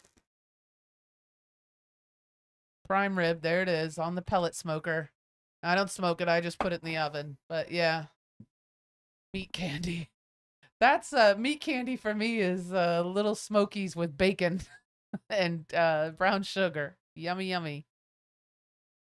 Yeah, Mark, I've got some pins flip-flopped is what it looks like, because when I first started, all the wires are labeled correctly, and I took it to the pin out, and the config is correct, but if you tried to heat the hot end, the bed thermistor would start going up. So I flipped that, and now that's correct, but now the bed heater won't kick on. Hmm.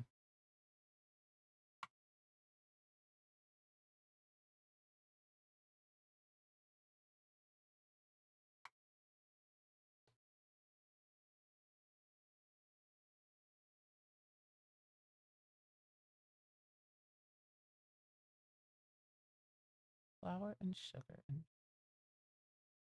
Oh, that's not bad. That doesn't look like it's too difficult. Mustard powder with flour and sugar and vinegar, so it's kind of tangy. Boiling water and add ingredients. Paste. That sounds pretty good. I'll have to look that one up. I do like that though with ham. I'll bet that's tasty.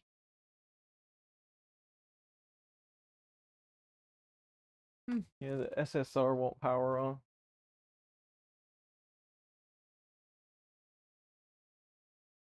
Is there an indicator LED on the SSD? Yeah, that's what I was just looking at. Yeah, it isn't coming on. SSR.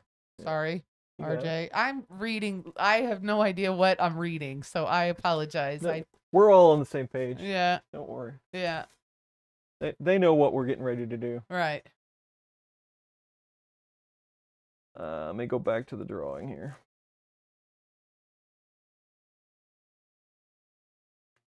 HE0.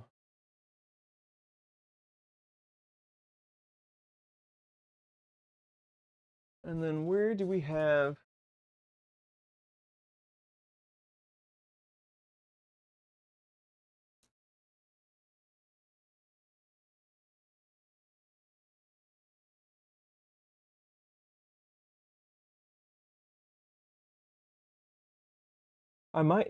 might be, it's probably flip-flopped on the breakout board, I'll bet you.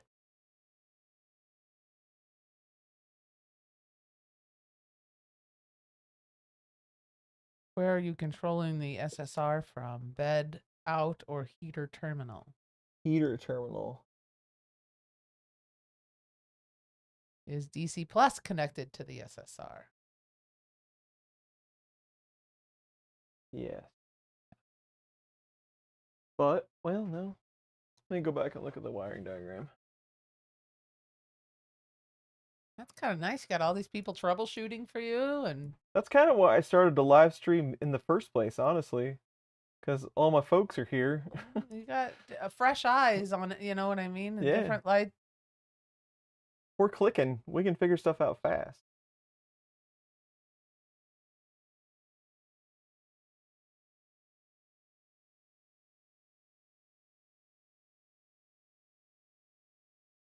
Okay.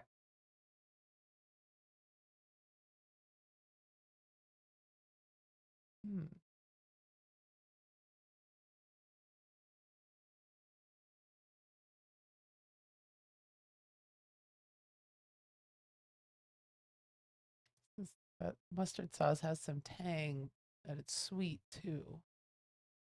Like a fish smell. Yeah. Salty. Yeah, I bet it does. It kind of balances out that salty ham. Bed thermistor. Bed power is connected to on the controller. Is it plugged in, honey? Mm-hmm. That's the first thing I always check.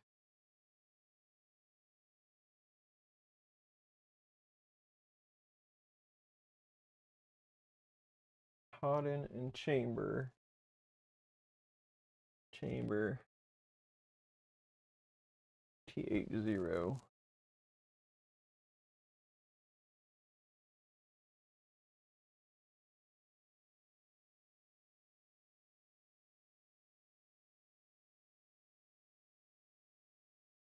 Yep. What kind of control board do you have? Octopus. Octopus.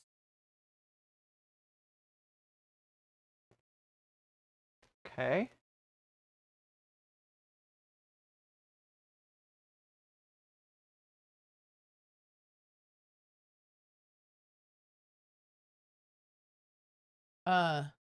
We talked about Smurf. Yeah, I mean, we're disappointed.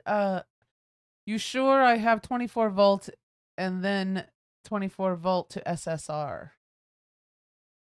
I'm looking to see what I did. He's looking now. Yeah, I mean, we're bummed. No, there's no. It just wasn't in the cards for us this year. With, just didn't work out. No major reason really. Just didn't work out. But yeah, we are a little disappointed. Run bed heater SSR of the extruder terminals H1, says.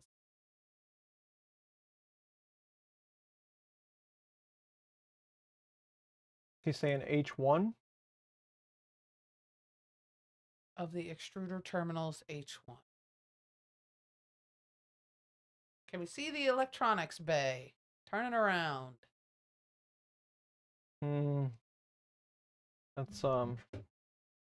That's a little forward of you to ask. HE1. HE1. Yeah, I think it's where the diagram has me a little messed up, maybe. We're probably just gonna have to go on the configuration.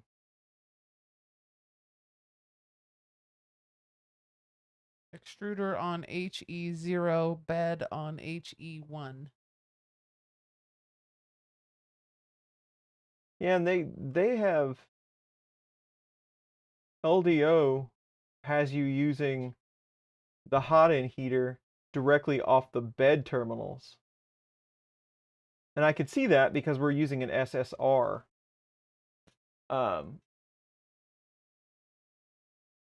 But let's just, okay, so it's PA2 is HE0 and PA3 is HE1. Let's just see what it is. It really doesn't matter. You can use any of them.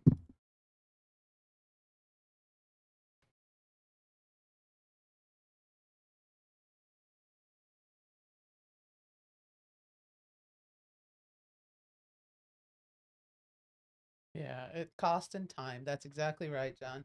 It's better than someone being sick, yeah.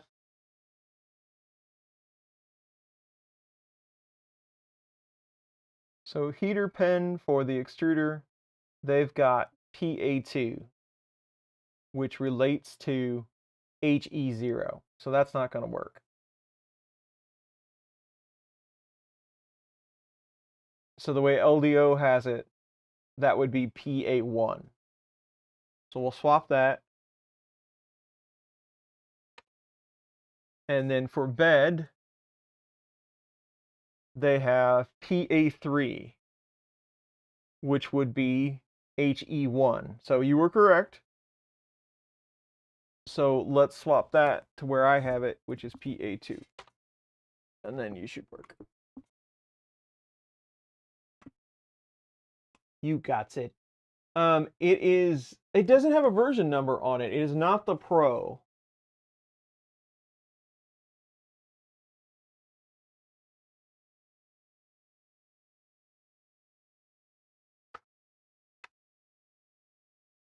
It's on now, it's flashing, everything's right with the world. The heat is going up, but now the wires are correct now that we have the firmware confirmed. So I can swap them back to where they should be.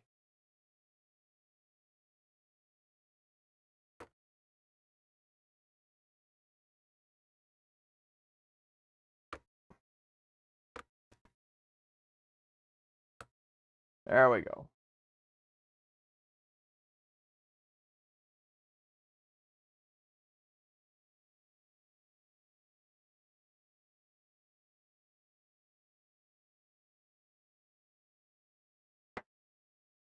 Isn't everybody having the greatest time on this Saturday? It's glorious Saturday.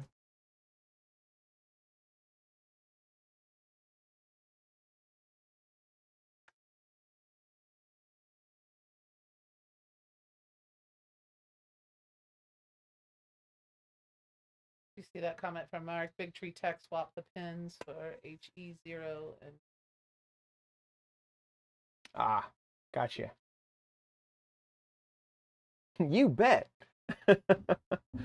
All right, everything's heating up as it should. Everything looks good. Crisis averted. Thank you all for your assistance.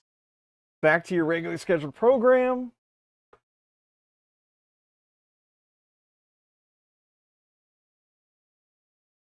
So what we were doing is letting this heat up, letting the heat soak a little bit so that we can dial in the Z offset.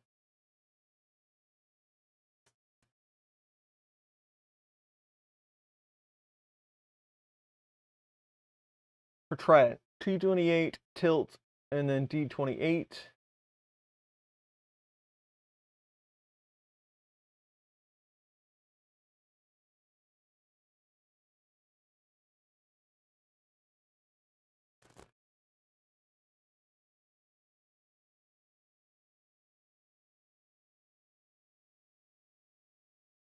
with printers, thoughts on height. Is it necessary?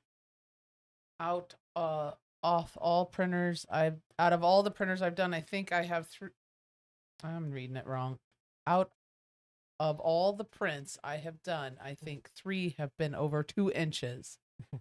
I thought about doing a Voron, but like a 430 by 300 by 200. Nero 3D guys were saying rat rig.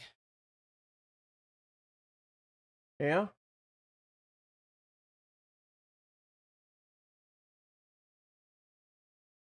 Like 400 cube. Yeah, I mean Z I think is always my last, the thing that I'm worried about the least. I'm kind of with you. I mean, I've done some really tall stuff, but that's never where I run out of room first. I can tell you I had that rail core and it was like 800 in Z or something, 600 in Z, and I never utilized it. I wish I would have bought a shorter one. So I think, yeah, the cube, the X and Y is much more beneficial for most of the stuff that I ever do. That's for sure.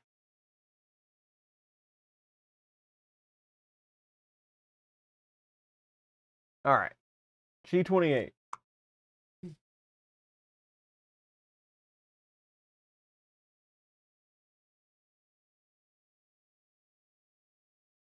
Or dice towers. That's right. Rail core. It's kind of, I don't want to say Railcore's dead.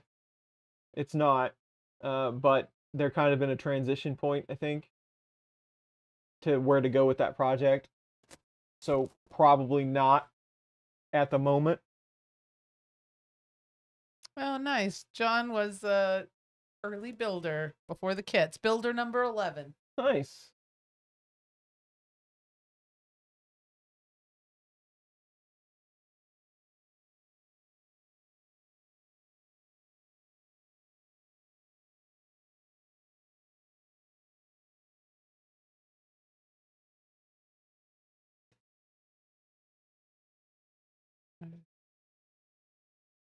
It says the G28, then Z tilt, which Z tilt's running right now.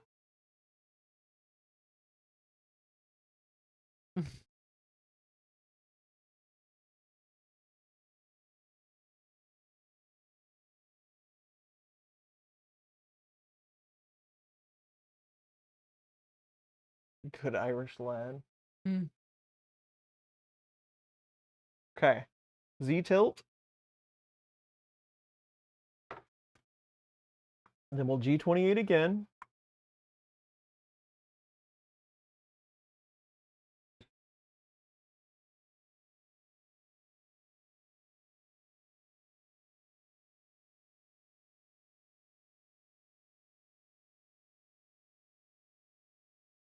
All right. Then we're going to move to the center of the bed.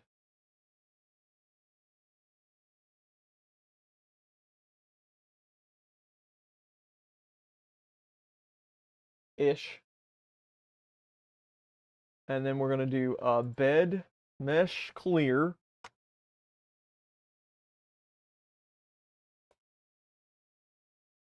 Unknown command. What is it supposed to be? Bed mesh clear. Happy extruders here. All right, Ron's here. Sweet. Z tilt something, avoid playing. Yeah, the good old tilt.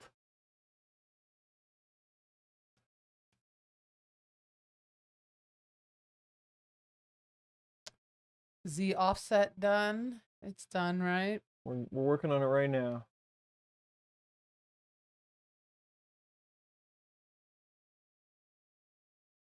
Define your bed mesh in your printer CFG.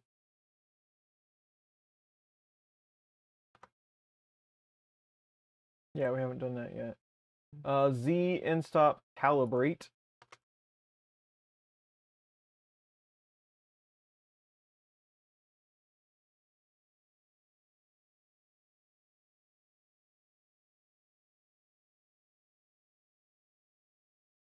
And we need our official Z calibrate piece of paper.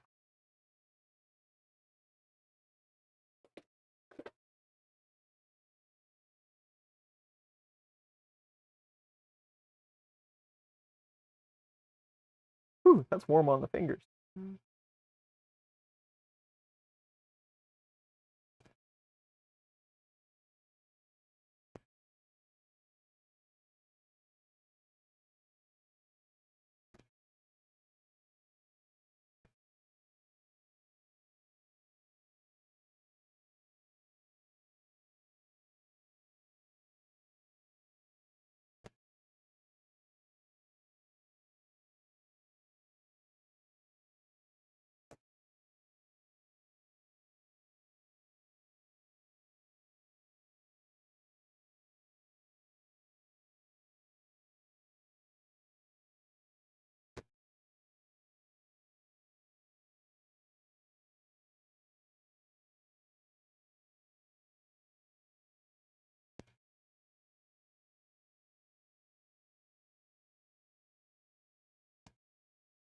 All right, that looks good. 0.7.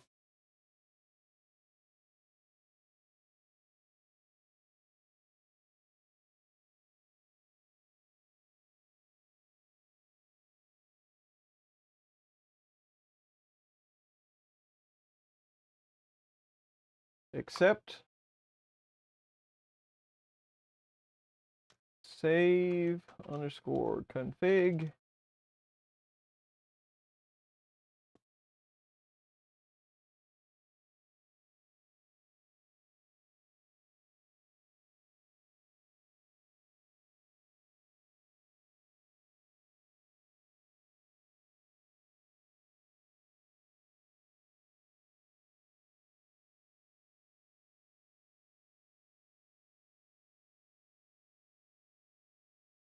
Saving your results on Trident. All the above methods are transient. The changes are lost. Once you find the adjustment you're happy to be permanent, you can apply.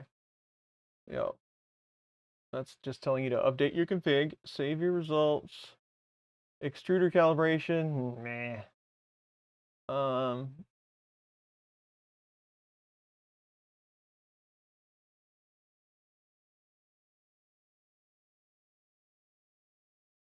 5010, I believe, is what we already had.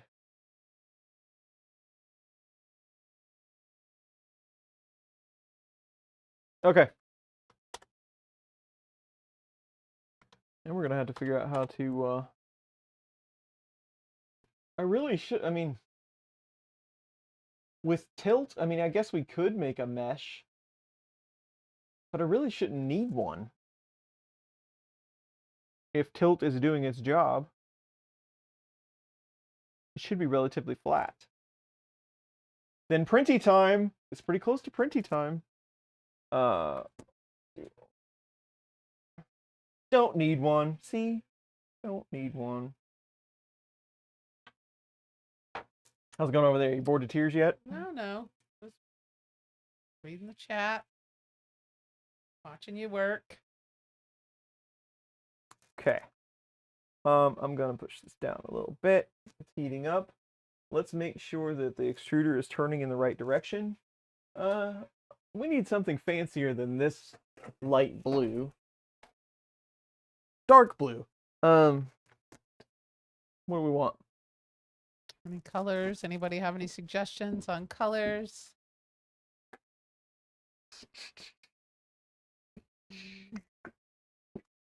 I got some. A lot of this doesn't show well on camera. This is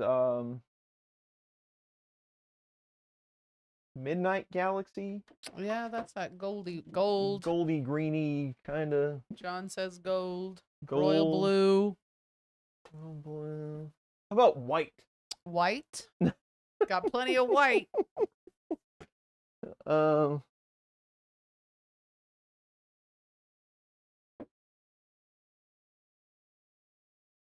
Neon brown. How about some galaxy purple? Galaxy purple. Galaxy purple is always a good choice. That is very nice. That's a fine choice.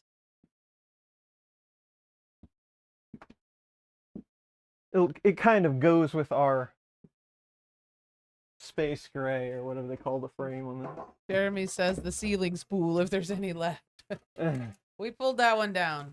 Sparkly, yes, very pretty. Pretty purple. Sparkles. Did you show him the spool, or you just? Does everybody know what galaxy purple looks like? It's very pretty. Oh, There you go. There it is. ooh. Purple, purple.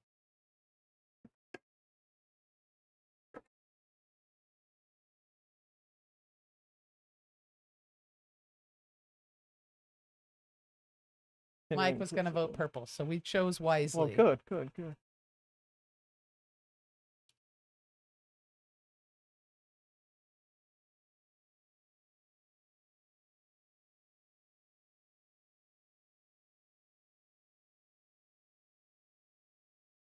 All right, so are we extruding the right direction? Extrude.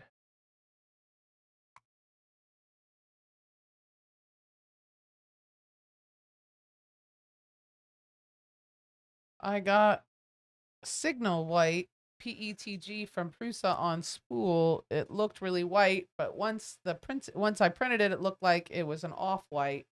Would the extruder cause a color change? That's a good question. Zelda likes the purple, by the way, Jeremy. Awesome. What's up, Z? How you doing, honey? Off-white. Well, I mean, I guess heating up would make it change a bit, but I wouldn't think that much. So it threw an error when I tried to extrude, of course. It's a TMC error. Live from New York says, not paying extra for glitter in your filament. You're paying for extra for the, ooh, pretty. That's right. It's for the ladies. You betcha.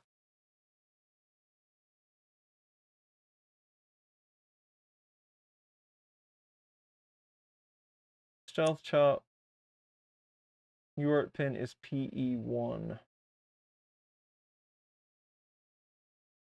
Do you tune different filament profiles for every new brand of filament you get, or do you just have a stock one? Oh, he's talking to John, I think. All my red come out kind of orange. Yeah. White is a tough color. Very subjective. White is a tough color. That is for sure. So where did we end up plugging in?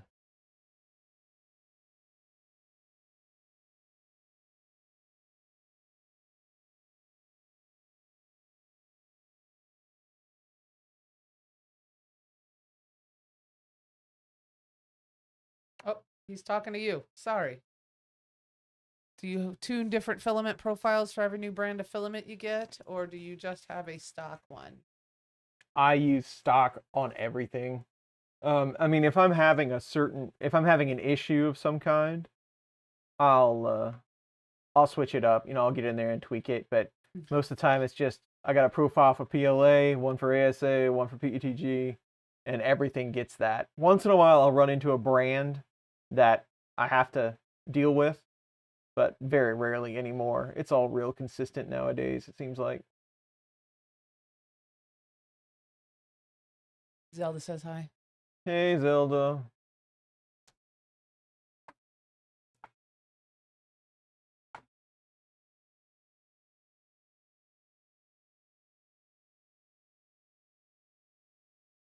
Where do you put...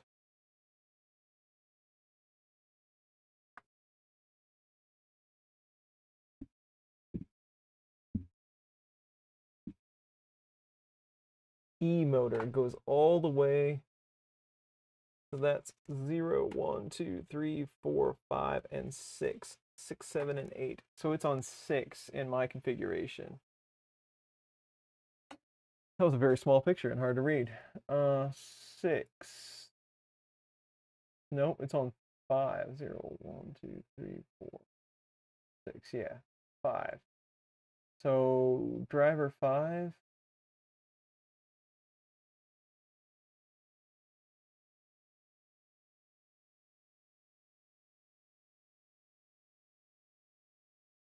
But where's the pinout for all those drivers? There it is. Driver PF1.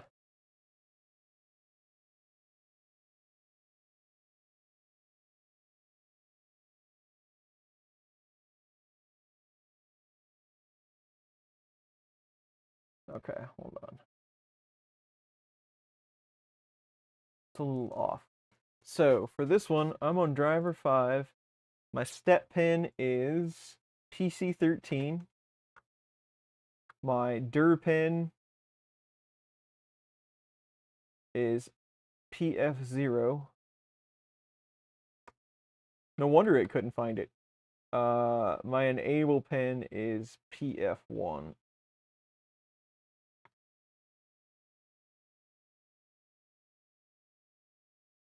And do they even call out CS pin on this?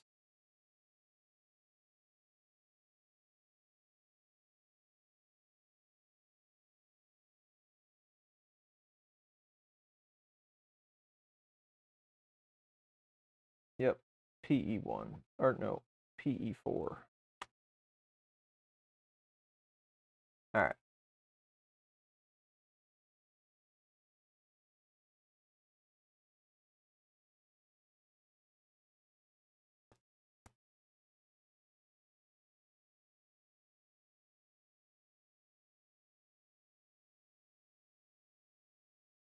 Should be plugged into motor 5. 5, 4, 3, 2. Is there an LDO printer config you can copy from? I couldn't find one in the guide.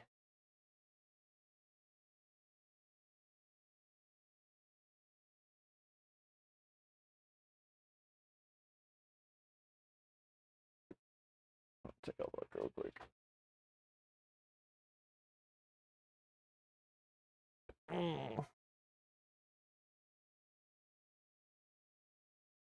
Oh, it is in slot motor 5. This is a lot of work. There's a lot going on. Motor 5, P4.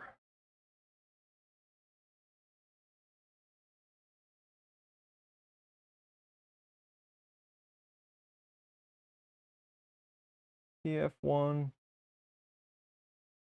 PC13, PF0. Okay, I think we got it this time. That's what have I said, like, I think we got it like 10 times? GitHub. Somebody suggested you look on GitHub. I'll have to if I'm not gonna be able to drive my way through this here. This is the stuff. This is actually, I would say, the building. I always run into people that are like, well, you know, the building, the mechanical, all that stuff, not a problem. You know, there's a lot of really skilled builders out there. And then it's this kind of thing that would be like, I don't even know, you know, what they're talking about. And I do this all day. Like, half of my day is down here figuring out things like this, and I still struggle. So I can't imagine if you've never had to do anything like this before. Thunderkey says it should be linked at the bottom of the LDO build guide for wiring. Oh, for wiring? I didn't check there. I checked in the main guide. Use LDO config. There you go. We should have done that. Well, now we've all gotten experience of what not to do. Hi, Jose. Yeah, we're still going. We're close. We're close to a test print. In fact, I need to like update the slicer so we can actually get some sort of profile to use. Okay. Now we just all I wanted to do was test the extruder.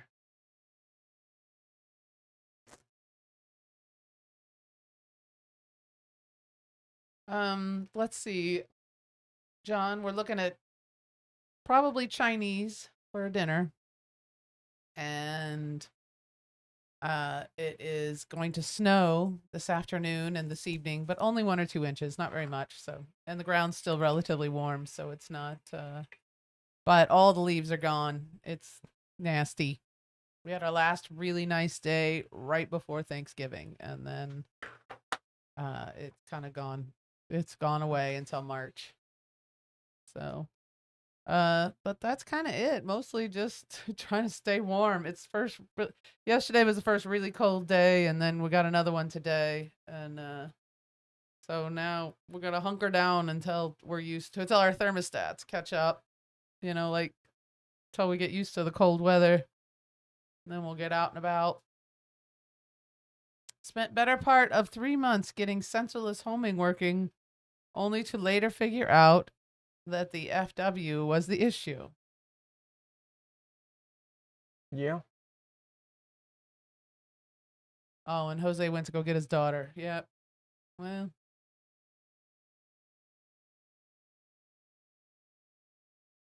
Okay. From the airport. And now he's back. Well, thanks for coming back. Yeah, it's going to be pretty. I mean, like, we're good until the holidays, and then it's January and February, like the longest months of the year. It's dark and cold and just kind of stinks. It's a long road until spring. Why is there no Trident in Prusa Slicer?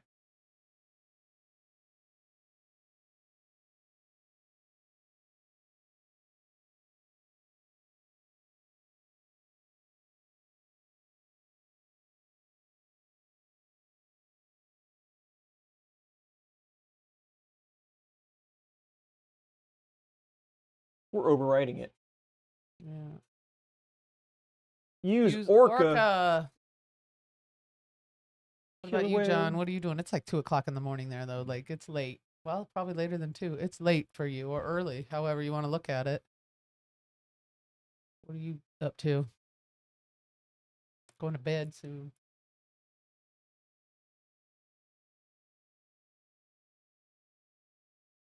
Yes. Next. Automatically close it, please. Do it.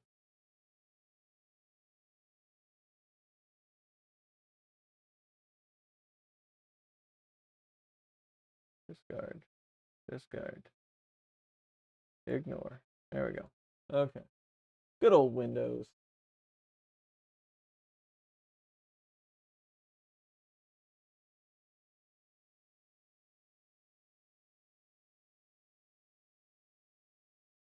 Ooh.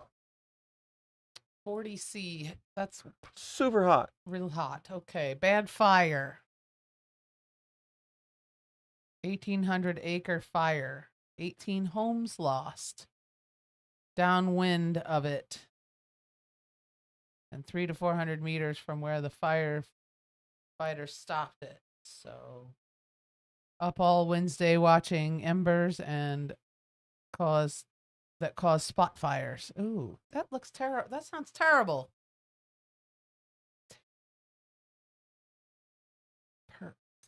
What did James say? V1?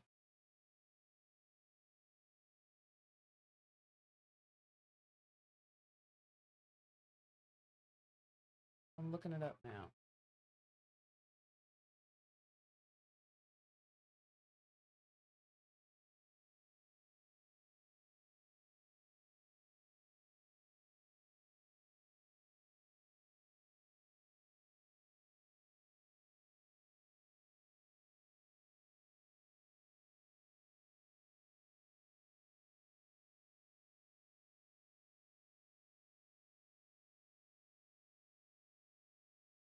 Oh, that's awful. It's 4 o'clock in the morning in Perth, by the way. Oh, that's what he meant. It's not called Trident. Oh, it's okay.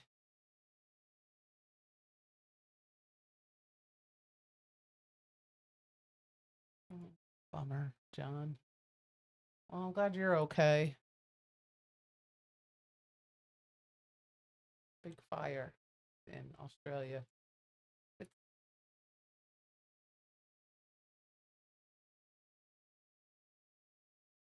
His friend's house was completely encircled, but they saved the house good. But there's still like smoke damage and stuff like that, right? I mean, they can't live there.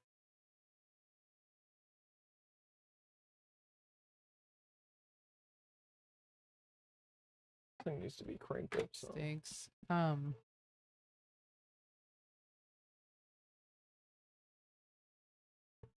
Do you know details about the Leviathan board? What benefits? I don't know anything about it. Embargo? I don't you know. Don't know anything about it. No, I don't know. He really doesn't know anything about it. I might have seen one, maybe not. I'm not sure what to say. I'll get back to you. Yeah. After I've been properly briefed. Yeah, I bet it did, John. I bet it looked kind of scary. I'm glad you guys are all right. There's a giant glob of filament on it, so that's a good thing. Is that a good sign? The Leviathan is not embargoed. I was just taking a stab at it. I don't...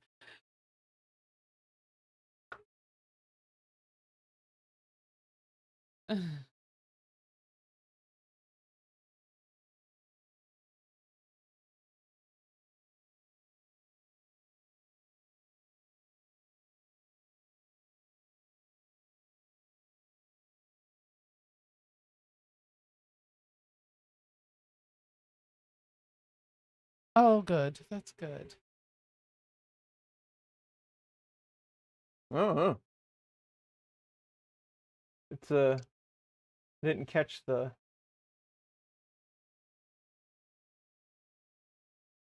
extra that was on the nozzle, but let's watch it for a second. It says the Voron can knock it out in 45 minutes, is what it says. We'll see. Oh, Leviathan is available for sale. Okay, then. But maybe you're just trying to trick me. Me? Or No. Oh, the RS makes. Ah.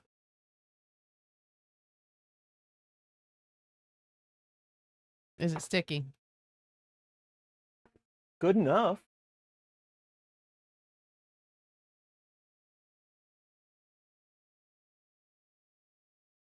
No, the stuff you see was the tumbleweed that I had on there while I was dialing it in, and I forgot to remove it.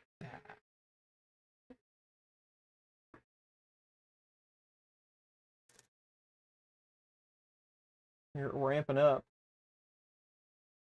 So they had sprinklers, John. Is that like for a green grass, or is that specifically for wildfires?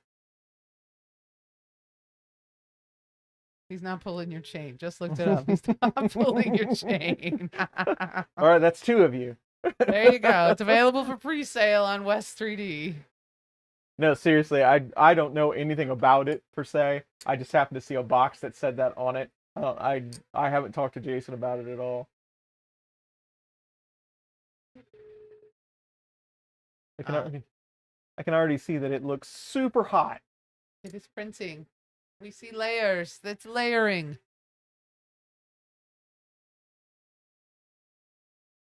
That's Kind of crazy seeing it that close up front. You can see how soft the layers are when they go down, and then you can see It's printing really hot, and maybe that the Kinda s- thermistor needs to be you can, adjusted. and you can see them, see the layers cooling off.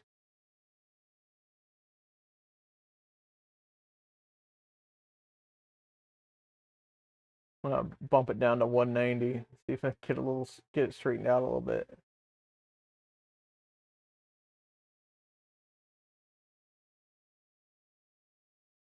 Now I think you need to check out this Leviathan. That's what we're talking about, right? Yeah, Leviathan. I did print my own parts, yes.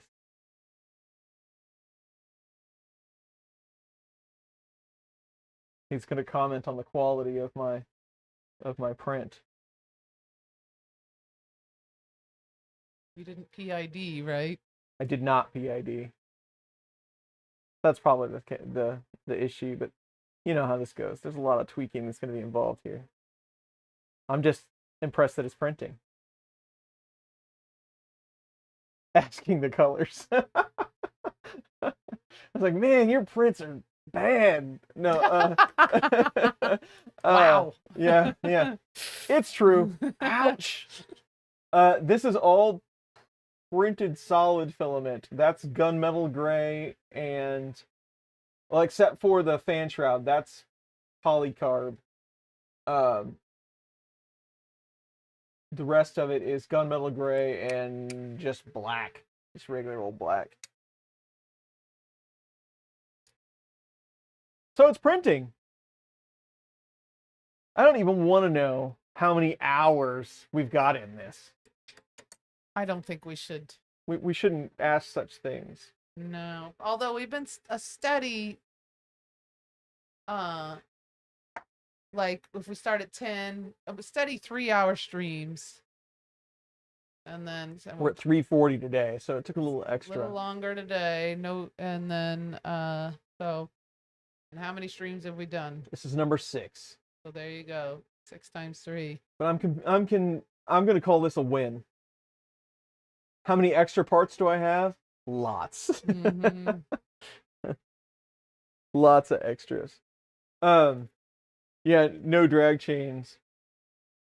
Voron is not a fast build. That is absolutely true. There's a whole lot of cleanup left. This is just enough to get us printing, because basically that's when I'm going to call it a win. But we got to hook up lights. We could put the enclosure on. All the skirts need to be done. The drag chains need to go on. There's a lot more work that we could do. We could either stream it, or I definitely have some videos that I want to do with this. So we could do some of that. I don't know yet. I got to tune it in. Also, the Patreon folks, we do have a live stream coming up. So I'll probably like work on a lot of that stuff while we're chatting on that stream. If you're a Patreon supporter, I'm hoping that'll be like later this week, maybe Wednesday evening. I'll put out a post to make sure everybody knows about it. But that's probably kind of like the odds and ends work that we'll do on stuff like that. So again, calling this, it's kicking out plastic, and the print doesn't look half bad.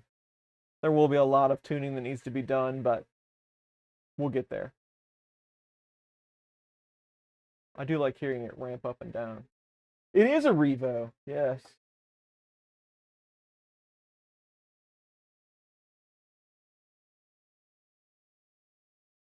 Mike H, thank you very much. Glad you got to make it to a live stream.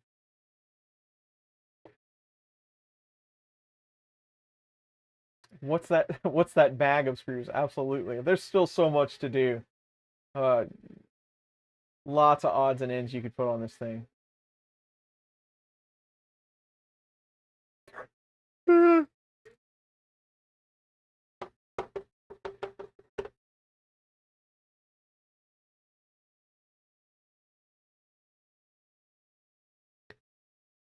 It's printing. It's printing right along. It's Works. Yeah, it's moving. That's cool.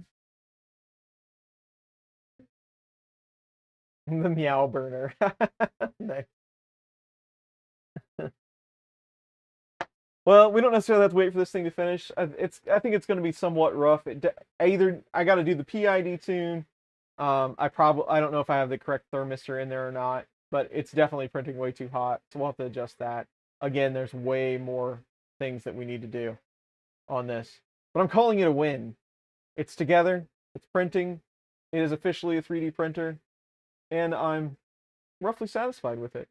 How about you? Are you satisfied with the build? I think yes, and it's moving right along. Yes, it's printing.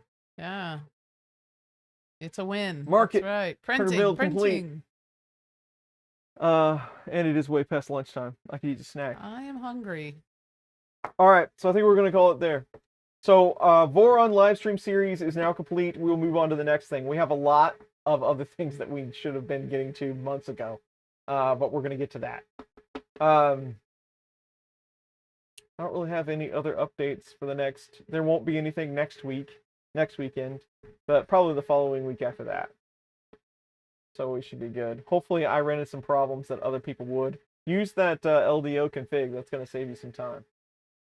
I should have done that.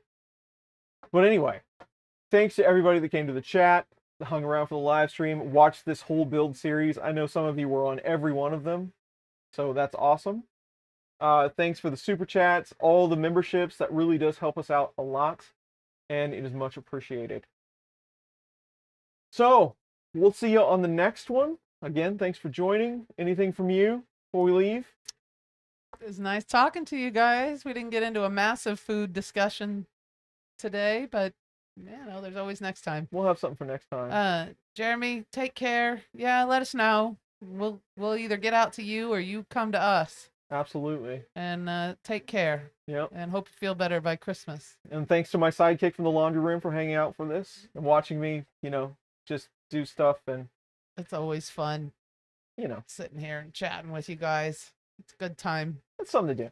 And we can move on to the next thing. And I am looking forward to moving on to the next print. This Voron print it's been a good build, but damn, is it long. On to the next. This one will be beautiful soon enough. All right, thanks all. We will see you very soon.